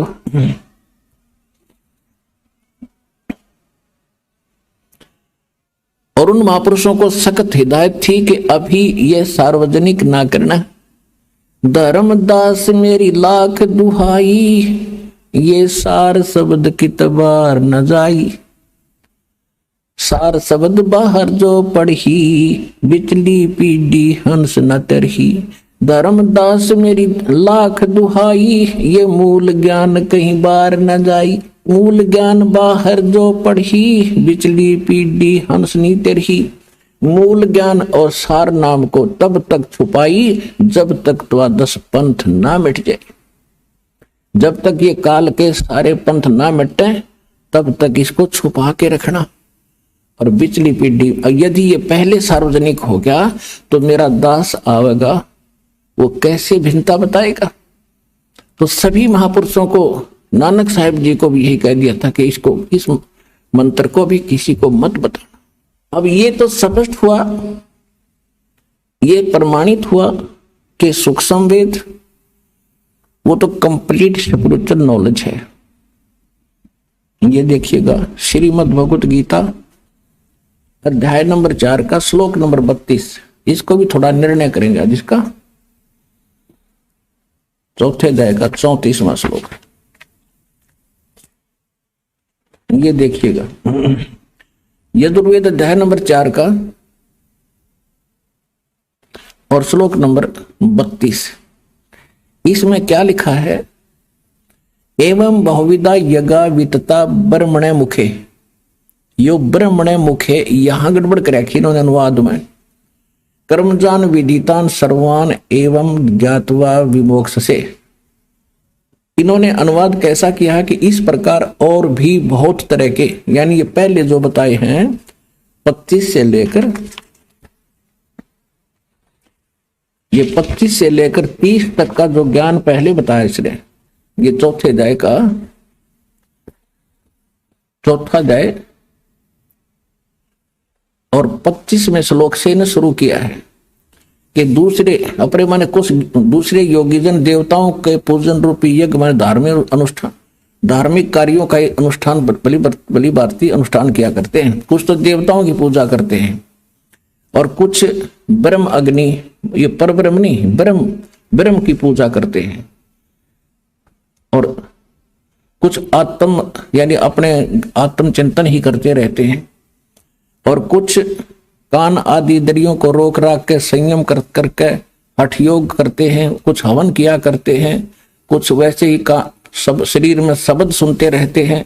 और 27 में फिर कहा है कि दूसरे योगी जन इंद्रियों की संपूर्ण क्रियाओं को और प्राणों की समस्त क्रियाओं को ज्ञान से प्रकाशित आत्म संयम योग में अग्नि में हवन किया करते हैं। यानी कुछ ऐसे कहते हैं कि बस आंख बंद करके बैठ जा और सांस बाहर आओ उस पर ध्यान रख, अंदर जाओ उस पर ध्यान रख। ये उनकी साधना है। सांस पर ना ध्यान करेगा तब विवाह जा रहा है। सांस को तो सिमरण करना है उस मंत्र के साथ। तो यहां देखो 28 में क्या कहा है कि कुछ कई प्रकार के द्रव्य संबंधी यज्ञ करते हैं, जैसे भंडारे कर दिए, कांबड़ बांट दिए। कुछ तपस्या करते हैं, हठ योग करते हैं। और कुछ योग करते हैं, केवल योग अभ्यास। जैसे कुछ ये देखो टीवी का ऊपर न पैर कर लिए, तले न सर को देर तक खड़े रहे, को पेट न घुमा घुमा कति इससे काम लागे रहे। कुछ इससे भक्ति समझते हैं। अब आगे देखो चौथे अध्याय में हम 28वां पढ़ रहे हैं। यहां से योग रूप करते हैं। और कुछ अहिंसावादी तीक्ष्ण व्रतों से युक्त यत्नशील पुरुष स्वाध्याय रूप ज्ञान यज्ञ करते हैं। कुछ तो अहिंसावादी तीक्ष्ण व्रत, जैसे मुंह पर पट्टी बांध के नंगे पैरों घूमना, सूर्यास्त होने के बाद खाना नहीं खाना, इस तरह की ये जो करते हैं, कुछ तो ऐसा करते हैं। और कुछ स्वाध्याय करते हैं, गीता का पाठ कर लिया, वेदों के कुछ मंत्र पढ़ लिए, जप जी की का जाप कर लिया। कहती सभी के सभी अपने और दूसरे कितने योगी जन अपान प्राणवायु को हवन करते हैं, यानी प्राण ये योगिक क्रिया करते हैं प्राणायाम आदि करके और अपने आप को रिलैक्स महसूस कराते हैं। बस यही भक्ति है। तो ये प्राण वायु में अपान वायु को हवन करते हैं। और अन्य कितने ही नियमित आहार यानी अल्पाहार करते हैं। एक बार खाना खा लिया, सारा दिन में एक रोटी या केवल दूध पी लिया। प्राणायाम पुरुष प्राण और अपान की गति को रोककर प्राणों को प्राणों में ही हवन किया करते हैं, यानी सांस मद को देखते रहते हैं। और ये सभी साधक यज्ञों द्वारा पापों का नाश कर देने वाले, यज्ञों को जानने वाले हैं। इसका अर्थ ये है कि ये सभी जो क्रिया कर रहे हैं ये अपनी साधना को पाप नाशक जानते हैं, इसलिए कर रहे हैं। जब इनको पता चल जाएगा तो डरे ढोरे हो तो कौन करेगा इनको? कोई भी जो साधना कर रहा है उसको सही मान रहा है तभी तो कर रहा है। अब आपको पता चला, आपने त्याग दी तुरंत, नहीं तो पहले आप इसी ने फाइनल मान रहे थे, जैसी भी साधना कर रहे थे। इसका ये अर्थ है। अब 32वें श्लोक पर आते हैं हम, चौथे अध्याय के 32वें श्लोक देखिएगा, अध्याय नंबर 4 का अब श्लोक नंबर 32। इसमें कहा है कि इस प्रकार, इनका अनुवाद पढ़ते हैं, इस प्रकार और भी बहुत तरह के यज्ञ इन्होंने यहां गड़बड़ कर दी। ब्रह्मणे मुखे का अर्थ कर दिया वेद की वाणी में, नहीं ये लिखना था सच्चिदानंद घन ब्रह्म की वाणी। मुख माने मुख कमल से जो बोलता है, ब्रह्मणे माने क्या है ये दिखा। अपना आत्मा गुरु बिन काहू न पाया ज्ञाना, जो थोथा भूस छड़े मूड किसाना। गुरु बिन वेद पढ़े जो प्राणी, समझन सारे रहे अज्ञानी। ये सारे अज्ञानी थे, किसी को भी कख पता नहीं था अध्यात्म मार्ग का, और बने बैठे थे महर्षि मुरलेश्वर आचार्य और शंकराचार्य। अपना जीवन नाश करा, हमारे पूर्वज डबो दिए, भूत बनवा दिए। अब ये दास बताएगा आपको ज्ञान। देखिएगा अध्याय नंबर 17 श्रीमद् भगवत गीता और 23वें श्लोक में, ओए होए, ओम तत् सत इति निर्देश है ब्रह्मणे तिर्विधय समर्थ तिर्विधय ब्राह्मणा तेन वेदा च यज्ञा च विहिता पुरा। 23 नंबर, इसमें अनुवाद सही किया इन्होंने। ओम ओम तत् तत् सत सत, तत् और सत का इन्हें सपने में भी ना पता लग गया। अब ये गूढ़ रहस्य हैं। आज का जो सत्संग है कि विशेष होगा आपके लिए। ये ओम तत् सत, ये 3 मंत्र हैं। किसके? ये देखिएगा इन्हीं के शब्दों में। ऐसे ये त्रिविधय 3 प्रकार का ब्रह्मण माने सच्चिदानंद घन ब्रह्म का नाम कहा है। तो ब्रह्मण माने सच्चिदानंद घन ब्रह्म, यानी परम अक्षर ब्रह्म, सच्चिदानंद घन ब्रह्म। ब्रह्मण माने सच्चिदानंद घन ब्रह्म। अब देखिए, यानी गीता ज्ञान दाता से अन्य वो परम अक्षर ब्रह्म है।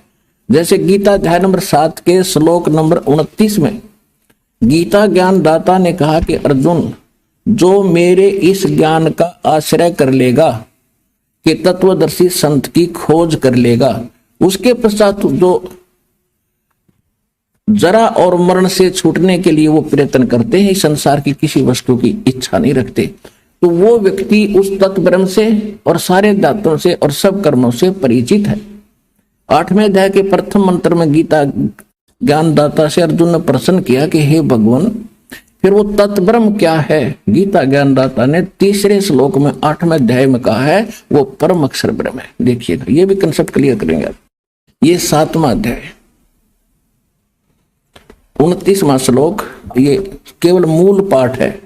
इसमें लिखा है कि जरा मरण मोक्षाय, जरा माने वृद्धावस्था, मरण माने मृत्यु, मोक्षाय माने मोक्ष के लिए, माम आश्रिता यतंती ते, मेरा इस ज्ञान का आश्रय कर लेते हैं कि तत्वदर्शी संत को खोज ले। उसके खोजने के बाद ये ते जो खोज लेते, ते माने वे ब्रह्म तत्विदु, तत्व ब्रह्म उस ब्रह्म को जानते हैं। दर्शनम अध्यात्म कर्म च अखिलम, के सारे अध्यात्म को और सभी कर्मों से वो परिचित हैं। अब इनका अनुवाद देखते हैं। जो मेरे शरण होकर जरा और मरण से छूटने के लिए यत्न करते हैं। ये जरा मन लिखना था, वृद्ध अवस्था का कहर, बुढ़ापे के दुख से और मृत्यु के दुख से छूटने के लिए जो प्रयत्न करते हैं, वे ते माने वो व्यक्ति, तत् ब्रह्म, तत् ब्रह्म, तत् माने उस, ब्रह्म माने ब्रह्म यानी काल को, संपूर्ण अध्यात्म को और तथा संपूर्ण कर्मों को जानते हैं।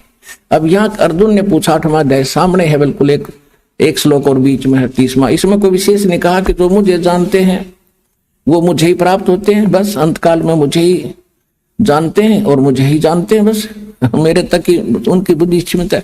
फिर यहाँ 8वें अध्याय के प्रथम मंत्र में अर्जुन ने पूछा, किम तत्ब्रह्म किम अध्यात्म किम कर्म पुरुषोत्तम अधिभूत च किम प्रोक्तम अधिदेवम किम उच्यते।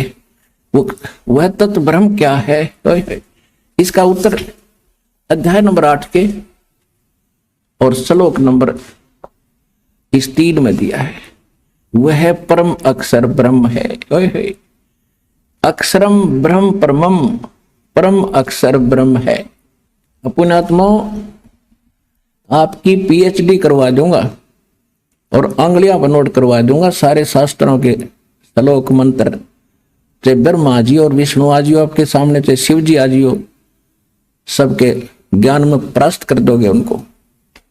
अब देखिएगा श्रीमद् भगवत गीता अध्याय नंबर 4 का श्लोक नंबर 32 में आगे इसमें कहा है कि इस प्रकार, यानी जो 25 से 30 तक बताया है उससे ऐसे इस प्रकार बहुत तरह के यज्ञ मान्य धार्मिक अनुष्ठानों की जानकारी ब्रह्मणे माने सच्चिदानंद घन ब्रह्म कहो, परम अक्षर ब्रह्म कहो, पूर्ण परमात्मा कहो, सत्य पुरुष कहो, अमर पुरुष कहो, उसको कबीर देव कहो। वो कबीर परमात्मा सह शरीर सतलोक से चलकर आता है। ये वेद बताते हैं कि अपने मुख कमल से वो कवियों की तरह आचरण करता हुआ अपने तत्व ज्ञान का प्रचार करते हैं। वो तत्व ज्ञान है, वो सूक्ष्म वेद है, वो सच्चिदानंद घन ब्रह्म की वाणी है, वो कबीर वाणी है जो भगवान खुद बोलते हैं अपने मुख से।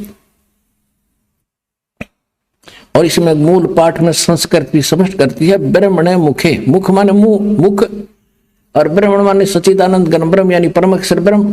परम अक्षर ब्रह्म के मुख से उच्चरित वाणी में धार्मिक यज्ञों यानी धार्मिक अनुष्ठानों की जानकारी विस्तार से कही गई है, वो तत्व ज्ञान है। देखो अब चौथे अध्याय का 32वां श्लोक आपको 10 अनुवाद करके समझा रहा है। इस प्रकार और भी बहुत तरह के यज्ञ माने धार्मिक अनुष्ठान सच्चिदानंद घन ब्रह्म की वाणी में, परमेश्वर के मुख से उच्चरित वाणी में, कबीर वाणी में, उस तत्व ज्ञान में विस्तार से कहे गए हैं। उन सबको तू, ये कहता कर्म जान, मन इंद्री और शारीरिक क्रियाओं द्वारा संपन्न होने वाले जान। कर्म जान माने परमात्मा जो ज्ञान देगा सूक्ष्म वेद में, वो क्रियाएं काम करते करते करनी होती हैं। शारीरिक क्रियाओं को काम करते करते उसका सेवन और ध्यान भजन करना होता है। कर्म जान यानी मन इंद्रियों और शारीरिक क्रियाओं द्वारा संपन्न होने वाले जान, वो ऐसे होते हैं। इस प्रकार तत्व से जानकर उनके अनुष्ठान द्वारा कर्म बंधन से तू सर्वथा मुक्त हो जाएगा। अब ये स्पष्ट हो गया कि सूक्ष्म वेद वो है जो परमात्मा स्वयं आकर अपने मुख कमल से बोलता है। वेद भी यही बताते हैं कि वो परमात्मा सतलोक में रहता है, वहां से सह शरीर आता है गति करके और अच्छी आत्माओं को मिलते हैं, उनको ज्ञान से परिचित कराते हैं, यथार्थ ज्ञान, और कवियों की तरह आचरण करते हुए वो गूढ़ रहस्यों और गुप्त मंत्रों को आविष्कृत करते हैं। अब ये स्पष्ट हो गया। अब चौथे अध्याय के 34वें श्लोक में आपको बताते हैं। ये है गीता अध्याय नंबर 4 का और श्लोक नंबर 34। उस तत्व ज्ञान को जो परमात्मा स्वयं अपने मुख कमल से बोलते हैं, वो ज्ञान तत्व ज्ञान है। उस ज्ञान को तत्वदर्शी ज्ञानियों के पास जाकर समझ, उनको भली भांति दंडवत प्रणाम करने से, प्रणिपाते और उनकी सेवा करने से, कपट छोड़कर प्रसन्न करने से, सरलता पूर्वक प्रसन्न करने से वे परमात्म तत्व को जानने वाले तत्वदर्शनी, वह तत्वदर्शी संत, विद्वान, ज्ञानी माने विद्वान पुरुष तुझको तत्व ज्ञान का उपदेश करेंगे। अब वो तत्व ज्ञान है जो स्वयं परमात्मा अपने मुख कमल से बोलता है। वो कैसे आता है, ये थोड़ा सा ऋग्वेद को भी साथ लेंगे हम, देखिएगा। ऋग्वेद 9-10 मंडल ये इकट्ठे ही अनुवादित है। ये कहां से छपा है? प्रकाशक है सार्वदेशिक आर्य प्रतिनिधि सभा, महर्षि सिद्धांत भवन, रामलीला मैदान, नई दिल्ली से, और ये यहां से छपा है। अब इसके हम थोड़े से श्लोक पढ़ेंगे, घना कंसेप्ट क्लियर हो जाएगा। ये है ऋग्वेद मंडल नंबर 9 सूक्त 86 मंत्र 26। इसमें क्या कहा है? इसमें जो कबीर शब्द है, ये कबीर लिखते हैं, हम कबीर बोलते हैं इसको। यज्ञ करने वाले यजमानों के लिए परमात्मा, यानी यज्ञ माने धार्मिक अनुष्ठान करने वाले यजमान माने भक्तों के लिए परमात्मा सब रास्तों को सुगम करता हुआ उनके विघ्नों यानी संकटों को मर्दन करता है, उनका नाश कर देता है और उनको पवित्र करता हुआ और अपने रूप को सरल करता हुआ वह कांति में यानी तेजो में शरीर वाले परमात्मा कबीर दे, ये कबीर शब्द है, कबीर, हम इसको कबीर बोले वह को, इन्होंने ये अपसर्ग लगा के ऐसा कर दिया, इसका अर्थ कर दिया सर्वज्ञ, कवि बना दिया और कवि का अर्थ कर दिया सर्वज्ञ। कोई कवि आज तक सर्वज्ञ हुआ है? इनकी अकल मारी जा रही। अब देखना, अब पहले ये निर्णय करते हैं कि जैसे ये यजुर्वेद है, ये देखो ये यजुर्वेद है और इसके अपसर्ग हटा के ये र यहां लगा दें दो और वेद अलग कर दें और यजु लिख दें, और कहीं पर इस यजुर्वेद की महिमा हो और केवल यजु लिखा हो, तो अनुवाद करता बुद्धिमान उसकी बुद्धि सलप नहीं करेगी, तो वहां करेगा यजुर्वेद लिखेगा। ऐसे ही जहां कबीर भी लिखा है इन्होंने अपसर्ग लगा के, तो इसके अनुवाद में लिखना पड़ेगा कबीर देव। हम उसने कबीर देव के बोल रहे हैं, कबीर देव, कबीर, हम वै को वै बोलते, वेदों को हम वेद बोलते हैं। किसी का नाम धर्मवीर है तो हम उसको धर्मवीर बोलते हैं, किसी का नाम वेद प्रकाश है तो हम उसको वेद प्रकाश बोलते हैं। तो यहां सिर्फ एक भाषा के बोलने का अंतर है और भगवान का नाम वही है। इस यजुर्वेद से करते हैं स्पष्ट आपको, ये महर्षि दानंद का ही अनुवादित है, ये देखिएगा। ये है प्रकाशक वही सार्वदेशी कार्य प्रतिनिधि सभा, ये सारा, और ये अनुवादक और ये प्रकाशक। अब इसके आते हैं हम 36वें अध्याय का प्रथम मंत्र, ये है 63वां अध्याय, 36वां अध्याय, और इसमें मूल पाठ के अंदर एक यजु शब्द है, ये यजु शब्द है।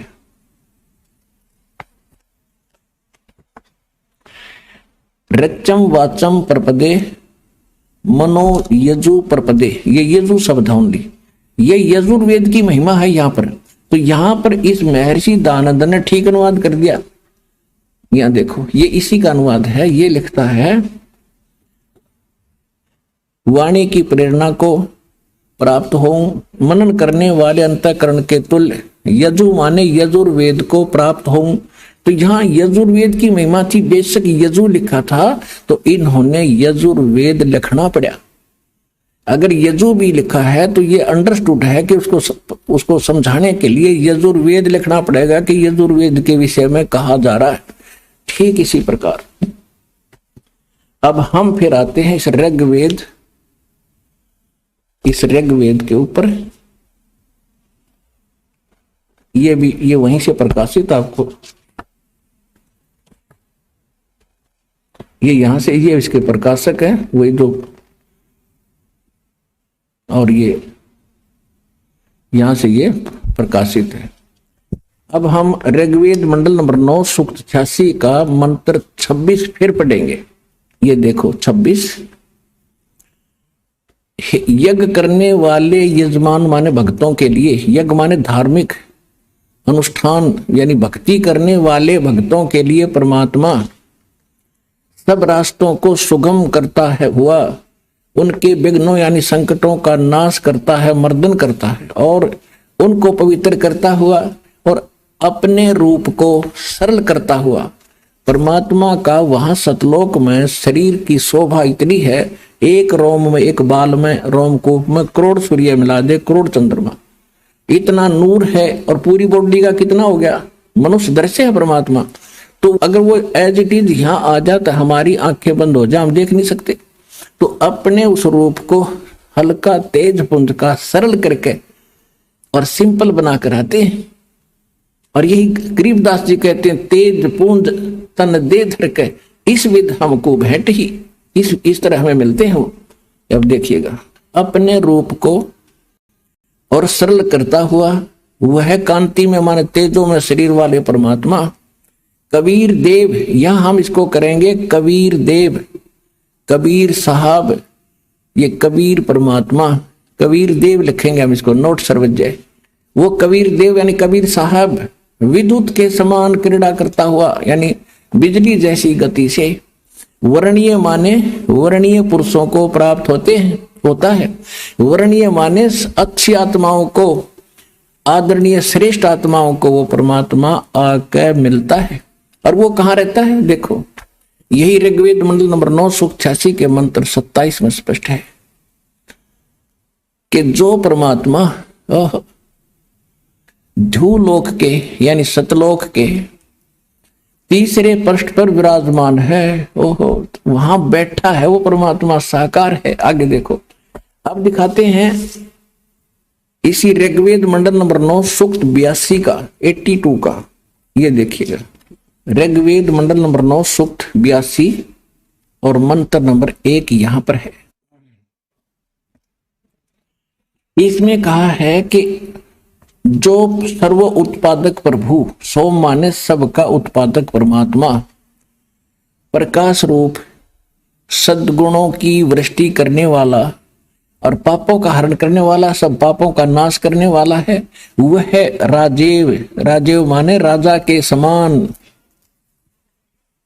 राजा के समान राजीव। ये यहाँ राजीव है, राजीव राजा के। यहाँ देख लो 269 पृष्ठ पे, और ये दिखाएंगे 270 पृष्ठ पे।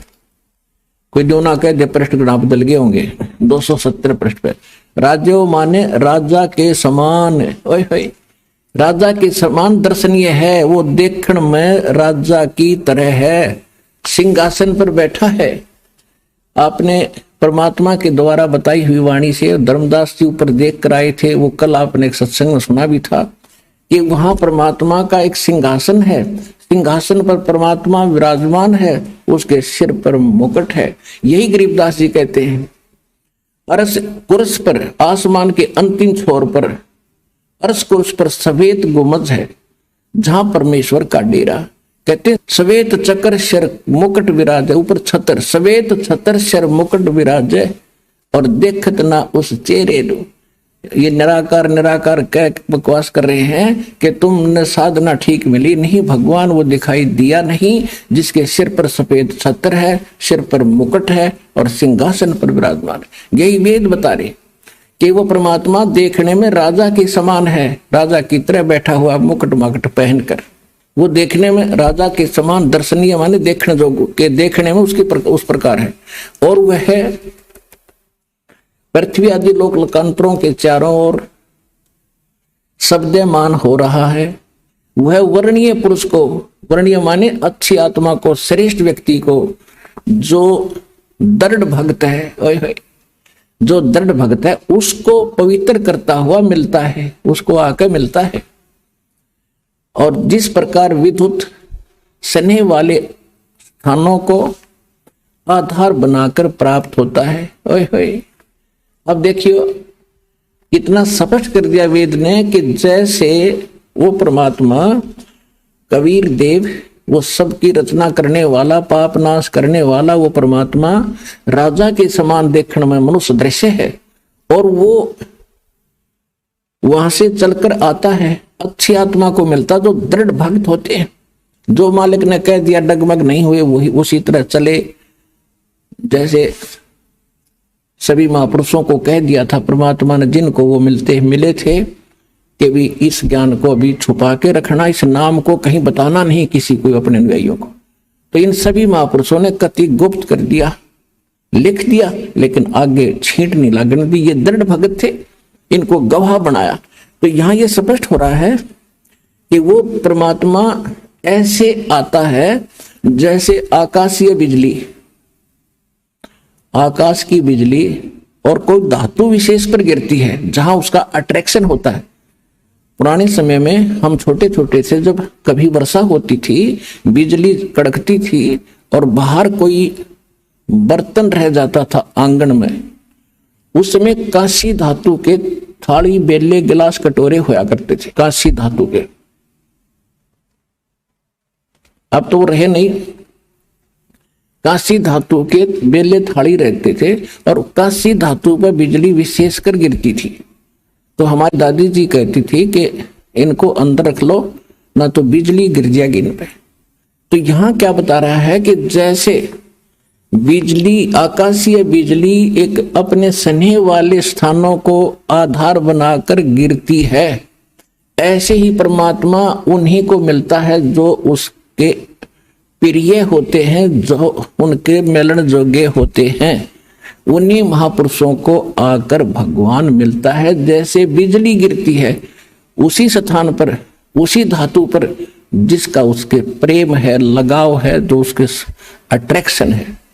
तो उन महापुरुषों को किन किन को मिले परमात्मा? उन दृढ़ भक्तों को, आदरणीय धर्मदास साहिब जी को, आदरणीय मुल्कदास साहिब जी को, आदरणीय दादू साहिब जी को, आदरणीय नानक साहिब जी को, आदरणीय गरीबदास साहिब जी को, गांव छुरानी जिला जज्जर हरियाणा वाले को, आदरणीय गीसादास साहिब जी गांव खेकड़ा जिला बागपत उत्तर प्रदेश वाले को, आदरणीय स्वामी रामानंद जी काशी वाले को। और वो परमात्मा आते किस लिए हैं ये देखो। ऋग्वेद मंडल नंबर 9 और सूक्त नंबर 82 हम पढ़ रहे हैं। इसका मंत्र नंबर 1 हमने पढ़ लिया, अब 2 पढ़ेंगे। हे परमात्मन, आप किस लिए आते? हे परमात्मन, उपदेश करने की इच्छा से आप, ओए होए, तत्व ज्ञान बताने की इच्छा से आप महापुरुषों को प्राप्त होते हो। ओए होए, आप अत्यंत गतिशील पदार्थ के समान, यानी बहुत स्पीड से हमारे आध्यात्मिक यज्ञों को प्राप्त होते हैं। और आप कबीर देव हैं। इन्होंने सर्वज्ञ कर दिया, बैठा दिया। आप कबीर साहब हैं, आप कबीर देव हैं, शुद्ध स्वरूप हैं। आप हमको सुख दें, प्रेम भाव को उत्पन्न करते हुए। आप सद स्वरूप हैं, हमारे पापों को दूर करके हे सोम, हे अमर परमात्मा, आप हमको सुख दें और प्रेम भाव को उत्पन्न करते हुए पवित्रता को उत्पन्न करें। स्पष्ट हो गया कि आप कबीर देव हैं, कबीर साहब हैं, और ज्ञान उपदेश देने के उद्देश्य के लिए ही आप यहां मिलते हो, आते हो। और दिखाते हैं आपको ऋग्वेद मंडल नंबर 9 सूक्त 20 के और मंत्र नंबर 1 में आपको दिखाते हैं। ये देखिएगा, ऋग्वेद मंडल नंबर 9 सूक्त 20 और मंत्र नंबर 1 में यहां क्या लिख रखा है? पर कबीर देव, ये शब्द लिखा है कबीर देव, ये कबीर परमेश्वर, कबीर देव। इसका अर्थ इन्होंने क्या है? वह परमात्मा कबीर देव। मैं दावी कर दिया कबीर का है, और देव वित्ते कर दिया। पर कबीर देव वित्ते अयो, वह परमात्मा कबीर देव है और सबका रक्षक है। इसका सीधा सा अर्थ है विद्वानों की तृप्ति के लिए, यानी भक्तों के लिए, विद्वानों को ज्ञान से तृप्त करने के लिए ज्ञान को देता है। वह सहनशील है और संपूर्ण दुष्टों को संग्राम में, यानी तत्व ज्ञान रूपी संग्राम में तिरस्कृत करता है, उनका छक्के छुड़ा देता हो परमात्मा। और वो कौन है? वो कबीर देव है और ज्ञान देता है उन विद्वानों को आकर के। तो क्या सिद्ध हुआ? गीता अध्याय नंबर 4 के श्लोक नंबर 32 को सिद्ध करने के लिए अब इतने ढेर सारे प्रमाण वेदों के बताने पड़ रहे हैं कि वहां किस लिए बोला गया। ये सब ये कोड वर्ड है, और कोड वर्डों को अध्यापक जान सकता है, टीचर जान सकता है, बालक नहीं जान सकते। तो ये जितने अनुवाद करता थे ये बालक थे। आज तक ऋषि महर्षि ब्रह्मा विष्णु महेश तक के भी बालक थे इस भक्ति मार्ग में। ये सत्कर मान लेना, आज सबके स्पष्ट हो जाएगा ये बात। अब ऋग्वेद मंडल नंबर चौवन और सूक्त नंबर 3 में आपको दिखाते हैं। ऋग्वेद मंडल नंबर 9 सूक्त 54 और इसके मंत्र नंबर 3 में, ये 3 नंबर मंत्र है। सूर्य के समान जगत प्रेरक वह परमात्मा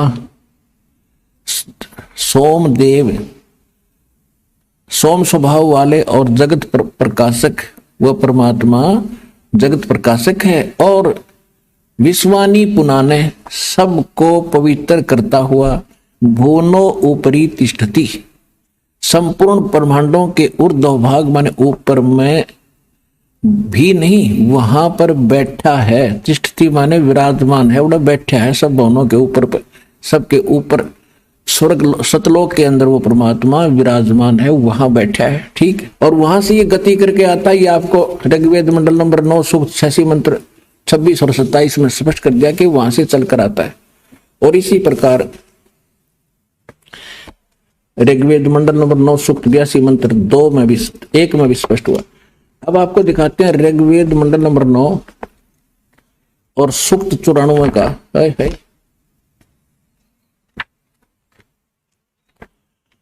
अब ये देखिएगा 94 में ऋग्वेद मंडल नंबर 9 सूक्त 94 94 का और मंत्र नंबर ये यहां देखिएगा 1।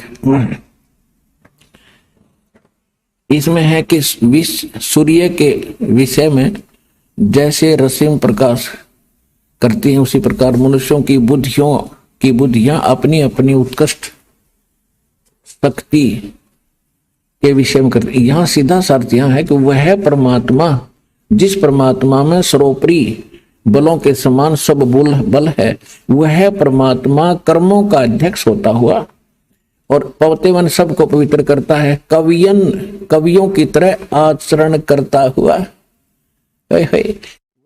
ये लिख रहे हैं कवियों की तरह आचरण करता हुआ सर्वदृष्ट तो पद के लिए वर्जम ने इंद्रियों के अधिकरण मन के समान अटबट खट और जो अधिकरण रूप है वो श्रेय धाम है बकवास करे। सीधा अर्थ है कि वो कवियों ने वर्जम, वो कवियों की तरह घूमता फिरता जाता आता रहता है, आचरण करता है और तत्व ज्ञान का प्रचार करता है। वर्ज माने जाना घूमना फिरना होता है, कवियों की तरह भोगता है घूमता फिरता है। ये भी स्पष्ट कर दूं आपको। अब वर्ज माने क्या होता है ये भी बता दे। पुण्यात्मा आप तो कति बालक हो, हमने तो आज तक ये मंडी मसाणी पूजी थी, जय गणेश देवा या हनुमान चालीसा पढ़े थे, ये वेद सुने थे, देखे नहीं थे आज तक। और आज आपका उंगलियां पे करा दूंगा, याद करा दूंगा आपको और स्पष्ट कर दूंगा हु इज गॉड।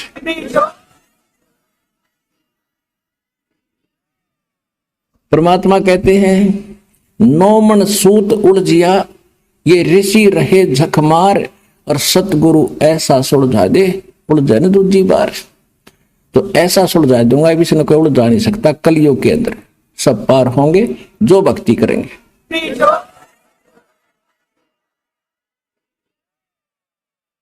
अब देखिए ये है एक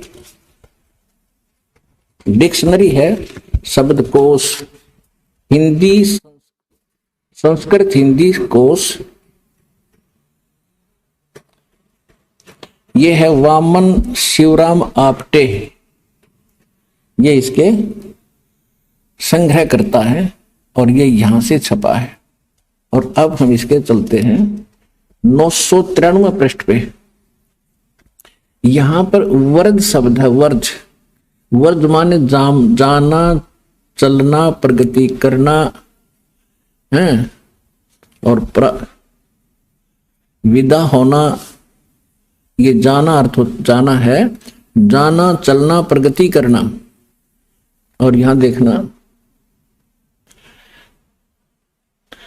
कि घूमना फिरना, वर्जनम माने घूमना फिरना, निर्वासित देश निकालना, यात्रा करना। वर्जम माने वर्जनम माने घूमना फिरना भी होता है, जाना होता है, आना नहीं होता इसका अर्थ। अब देखिएगा हमने ऋग्वेद फिर पढ़ रहे हैं, वह शब्द कोश रख दिया, हम ऋग्वेद पर आगे हैं और पृष्ठ नंबर ऋग्वेद मंडल नंबर 9 सूक्त 94 के हम मंत्र नंबर 1 को पढ़ रहे हैं। ये मंत्र नंबर 1 है। इसमें यहां इन्होंने अनुवाद में गड़बड़ करी है। कवियन वर्जम ने ये इकट्ठा ही करना था अर्थ, वह कवियों की तरह आचरण करता हुआ, वर्जम माने घूमता फिरता है। और ऋग्वेद मंडल नंबर 9 सूक्त 96 के 16 से लेकर 20 तक तो कंसेप्ट क्लियर कर दिया कि वो परमात्मा अपनी कबीर वाणी के द्वारा, अपने कबीर वाणी के जब शिशु रूप में प्रकट होता है परमात्मा, और धीरे धीरे जब बड़ा होता है, यानी उस दूसरी प्रकार की जो लीला करता है प्रत्येक युग में, तब जो धीरे धीरे बड़ा होता है तो अपनी वाणी के द्वारा उस तत्व ज्ञान को लोकोक्तियों के माध्यम से दोहों के माध्यम से बोलता है, जिस कारण से एक प्रसिद्ध कवियों में से भी एक कवि की उपाधि प्राप्त करता है। इससे पहले आपको ऋग्वेद मंडल नंबर 9 सूक्त 95 का और मंत्र नंबर 2 और दिखा देता हूं। ये देखिएगा, ऋग्वेद मंडल नंबर 9 सूक्त 95 का और मंत्र नंबर ये 2 क्या कहता है। वह है पूर्वोक्त परमात्मा, वो पहले जिसके विषय में कहा गया है, साक्षात्कार को प्राप्त हुआ वाक द्वारा। वाक माने वाणी के द्वारा मुक्ति मार्ग को, मुक्ति मार्ग की प्रेरणा करता है। अपनी वाणी के द्वारा बोल बोल कर उस मोक्ष मार्ग को बताता है। वह जिसके विषय में पहले बताया जा रहा है, वह पूर्वोक्त परमात्मा साक्षात्कार को प्राप्त हो, यानी यहां प्रकट होकर, सज्जान माने अपने यहां प्रकट होकर अपनी वाणी के द्वारा, वाक के द्वारा मुक्ति मार्ग को प्रेरणा करता है, मुक्ति मार्ग की प्रेरणा करता है। और क्या बताया है, जैसा कि नौका के पार लगाने के लिए, जैसा कि नौका के पार लगाने के लिए लगाने के समय में नाविक प्रेरणा करता है, और सब देवों का देव वो पूर्ण परमात्मा, गुहानी माने गुप्त, नामा आविष्करणोति, वो गुप्त नाम यानी गुप्त मंत्र, वो गुप्त नामों को का आविष्कार करता है। इन नाम संज्ञा कर दी ने एक तरह के, वो गुप्त नाम का नाम लिख दो को प्रकट करता है। और वाणी रूपी यज्ञ के लिए सिद्ध सदा स्पष्ट कर दिया कि अपने मुख से वो बोलता है, अपनी वाक द्वारा, वाणी द्वारा बोलता है, और सब देवों का देव वो पूर्ण परमात्मा गुप्त नाम आविष्करोति, नाम को का आविष्कार करता है, प्रकट करता है। और परमात्मा कहते हैं, जिस नाम को कोई नहीं जानता, उन नाम भक्ति के नामों को, मोक्ष के मार्ग को, उस नाम को स्वयं आके बताता है। और परमात्मा कहते हैं कबीर साहब, तो हम शब्द हम जग में लाए, सार शब्द हमने गुप्त छपाए। आज तक सोहम मंत्र किसी वेद में नहीं, किसी पुराण में नहीं, किसी उपनिषद में नहीं, किसी गीता में नहीं। तो ये सिद्ध हो गया कि वो कबीर नामक परमात्मा सतलोक में रहता है, वहां से चलकर आता है और अपनी वाणी के द्वारा उस तत्व ज्ञान का प्रचार करता है, और गूढ़ रहस्य और गुप्त मोक्ष मार्ग को, उन मंत्रों को भी वही आविष्कृत करता है, वही उसको सार्वजनिक करता है, उनकी खोज करके हमें देता है। इति सिद्धम, कबीर परमात्मा ने जो ज्ञान दिया है वो श्रेष्ठ और फाइनल है। अब उस परमात्मा ने जो ज्ञान दिया है, वो ज्ञान और वो मोक्ष मार्ग क्या है, स्पष्ट हो गया, वेदों से प्रमाणित हो गया कि कबीर देव, कबीर साहब वो परमात्मा है जो अपने मुख कमल से वाणी बोलता है। तो गीता अध्याय नंबर 4 के श्लोक नंबर 32 में भी यही स्पष्ट किया है कि ब्रह्मणे मुखे, उस सच्चिदानंद घन ब्रह्म यानी पूर्ण परमात्मा, सब देवों का देव, सर्व सृष्टि नरसंहार परम अक्षर ब्रह्म ने जो अपने मुख कमल से जो ज्ञान दिया है वो तत्व ज्ञान है। और उस तत्व ज्ञान में जो लिखा है वो फाइनल है। और उस तत्व श्रीमद् भगवत गीता अध्याय नंबर 15 के श्लोक नंबर 1 से 4 को थोड़ा सा और दिखाते हैं आपको, इसी से संबंधित है। अब इसमें क्या बताया है कि उस तत्वदर्शी संत की पहचान भी साथ बताई है। ये देखिएगा, गीता अध्याय नंबर 15 का श्लोक नंबर 5 अध्याय 15वां अध्याय, ये प्रथम मंत्र है। इसमें क्या कहा है कि ऊर्ध्व मूलम, ऊपर को जड़ वाला, अधः शाखम, नीचे को शाखा वाला, अश्वत्थम प्राहु अवम, ये संसार रूपी पीपल का यानी वृक्ष कहा है। और छंदासी यस्य प्रणानी ये तम वेद से वेदवित, उसकी जो छंद हैं, विभाग हैं, वो पत्ते आदि, शाखा मूल और ये पत्ते आदि उसकी शाखा हैं, विभाग हैं, उसके खंड हैं, उनको जो तत्व से अलग अलग जानता है वो वेदवित है। वेद के तात्पर्य को जानने वाला यानी तत्वदर्शी संत है। इन्हीं के अनुवाद में ऊर्ध्व मूलम, ऊपर को जड़ वाला, आदि पुरुष परमेश्वर रूपी मूल वाले, अधः शाखम, ये गलत किया इन्होंने। अधः माने नीचे को शाखा करना था। देखो ये 15 में जाके दूसरे श्लोक पे अधः और अधः 2 बार लिखा है, इसका अनुवाद यहां किया इन्होंने। अधः माने नीचे और अधः माने नीचे। बिल्कुल यहां ये विचलित हो गया क्योंकि इनकी बुद्धि ब्रह्मा विष्णु महेश से ऊपर गई है को नहीं। ये ब्रह्मा विष्णु महेश और श्री कृष्ण जी को सुप्रीम मान के सारी गीता को वहीं गोड़ के धर दिया, अड़ंगा कर दिया। देखो पुण्यात्माओं, घी है, चीनी है, सारा कुछ रखा है, आटा है, और जिसे ना हलवा नहीं बनाना था तो गोबर कर दे उसका। इब्दास को भेजा हलवाई बना के, ऐसा बना दूंगा, खाओगे रंगली चाटोगे।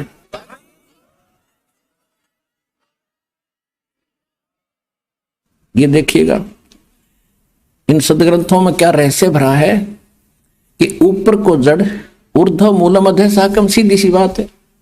ये देखिएगा, ऊर्ध्व मूलम ऊपर को जड़ और नीचे को तीनों गुण रूपी शाखा वाला, ये एक संसार रूपी वृक्ष का एक चित्र जानिए, देखिएगा। ये है ऊपर को जड़, ऊर्ध्व मूलम अधः शाखम। गीता ज्ञान दाता ने केवल इतना हिंट दिया कि ऊपर न जड़, नीचे को तीनों गुण रूपी शाखा वाला एक संसार रूपी वृक्ष है।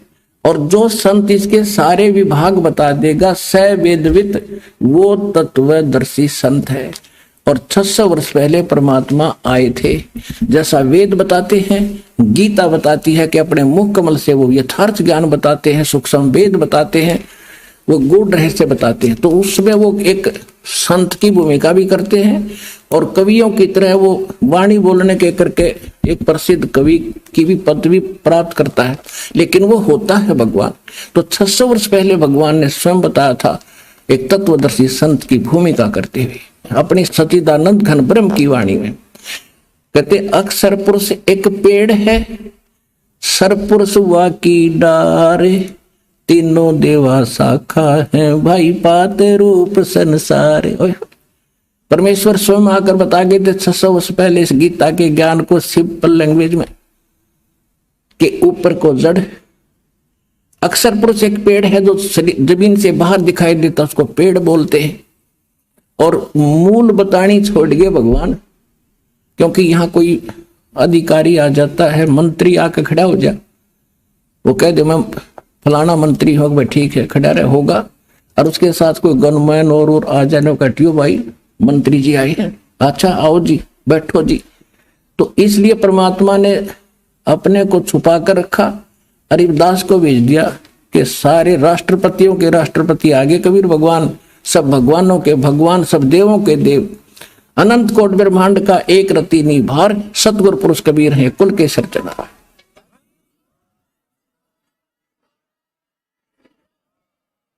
तो परमात्मा ने क्या बताया है कि जमीन से बाहर जो दिखाई देता है ये एक पेड़ है, ये एक वृक्ष है।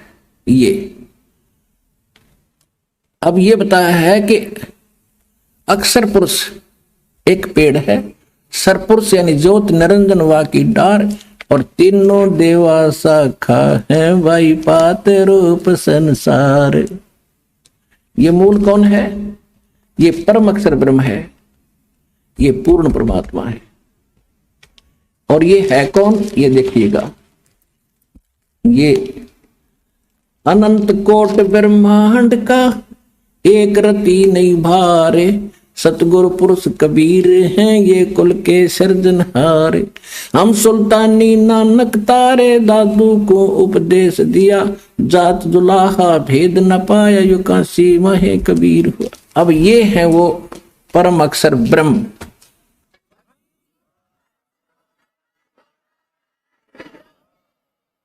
जिसके विषय में गीता ज्ञान दाता अपने से अन्य परम अक्षर ब्रह्म की शरण में जाने को कहता है। अब 15वें अध्याय के 1 से लेकर 4 में क्या बताया है कि गीता ज्ञान दाता ने केवल इतना बताया कि ऊपर को जड़, नीचे को तीनों गुण रूपी शाखा वाला ये उल्टा लटका संसार रूपी वृक्ष है। उसके बाद उसने ऑप्शन छोड़ दिया कि यहां मैं क्लियर नहीं बता सकता क्यों, मैं नहीं जानता उसके विषय में, देखिएगा। और वो तत्वदर्शी संत कैसा होगा जो इनको समझ लेगा। ये 15वां अध्याय और ये प्रथम मंत्र, ऊपर को जड़ वाला, नीचे को तीनों रूप, नीचे को शाखा वाला संसार रूपी वृक्ष जानो, और जिसके विभागों सहित जो बता देगा यह तम वेद स वेदवित, जो इसको जानता है वो तत्वदर्शी संत है। इनकी भाषा पढ़े। आदि पुरुष परमेश्वर तो जड़ समझो, ऊपर को जड़ होता, आदि पुरुष परमेश्वर परम अक्षर ब्रह्म है। ये बिल्कुल ठीक अनुवाद किया उन्होंने। अध्याय शाखम यहां विचलित हो गए, ब्रह्मा मुख्य रूप, मुख्य शाखा वाला नहीं, तीनों गुण रूपी शाखा वाला। अश्वत्थम पीपल रूपी, संसार रूपी पीपल के वृक्ष को विनाशी कहते हैं। वेद छंद माने वेद बता दिया, नहीं, उसके विभाग हैं, पत्ते आदि उसके विभाग हैं कहे गए हैं। और उस संसार वृक्ष को जो मूल सहित जड़ से लेकर पत्तों तक तत्व से जानता है, स वेदवित, वह वेद के तात्पर्य को जानने वाला है, अर्थात वो तत्वदर्शी संत है। तो ये दास है वो तत्वदर्शी संत आज के जो।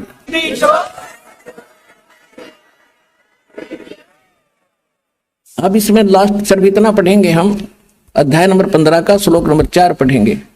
अब 3 में तो ये कह दिया है कि उस सूर्य मूलम यानी उस दृढ़ मूल वाले अमर लोक रूपी परमात्मा के उस ज्ञान को दृढ़ेन दृढ़ असंख्य शस्त्रेण, इन्होंने विराग रूप शस्त्र द्वारा काट कर नहीं, उस तत्व ज्ञान रूपी शस्त्र द्वारा काट कर। अब चौथे 15वें अध्याय का चौथा श्लोक, ये यहां अनुवाद है। उसके पश्चात तत्वदर्शी संत की प्राप्ति के उपरांत, तत्व ज्ञान के प्राप्ति होने के पश्चात उस परम पद रूप परमेश्वर को भली भांति खोजना चाहिए, जिसमें गए हुए पुरुष फिर लौटकर कभी संसार में नहीं आते, और जिस परमेश्वर से पुरातन संसार रूपी वृक्ष की प्रवृत्ति विस्तार को प्राप्त हुई है, यानी जिसने संसार रूपी वृक्ष की रचना की है, सारे ब्रह्मांडों की जिसने रचना की है, जो सबका सृजनहार है, ये देखिएगा, उस हुई है उसी आदि पुरुष परमेश्वर, उसी आदि पुरुष नारायण यानी परम अक्षर ब्रह्म की मैं शरण हूं। इस प्रकार दृढ़ निश्चय करके उस परमेश्वर का परपदे माने पूजा करनी चाहिए। सीधी सी बात, मनन ध्यान नहीं, परपदे माने उस परमात्मा की पूजा करनी चाहिए। गीता ज्ञानदाता कहता मेरी नहीं उसकी पूजा कर, यदि तूने उस पूर्ण परमात्मा उस परम पद को प्राप्त करना है, जहां जाने के बाद फिर लौटकर संसार में नहीं आते।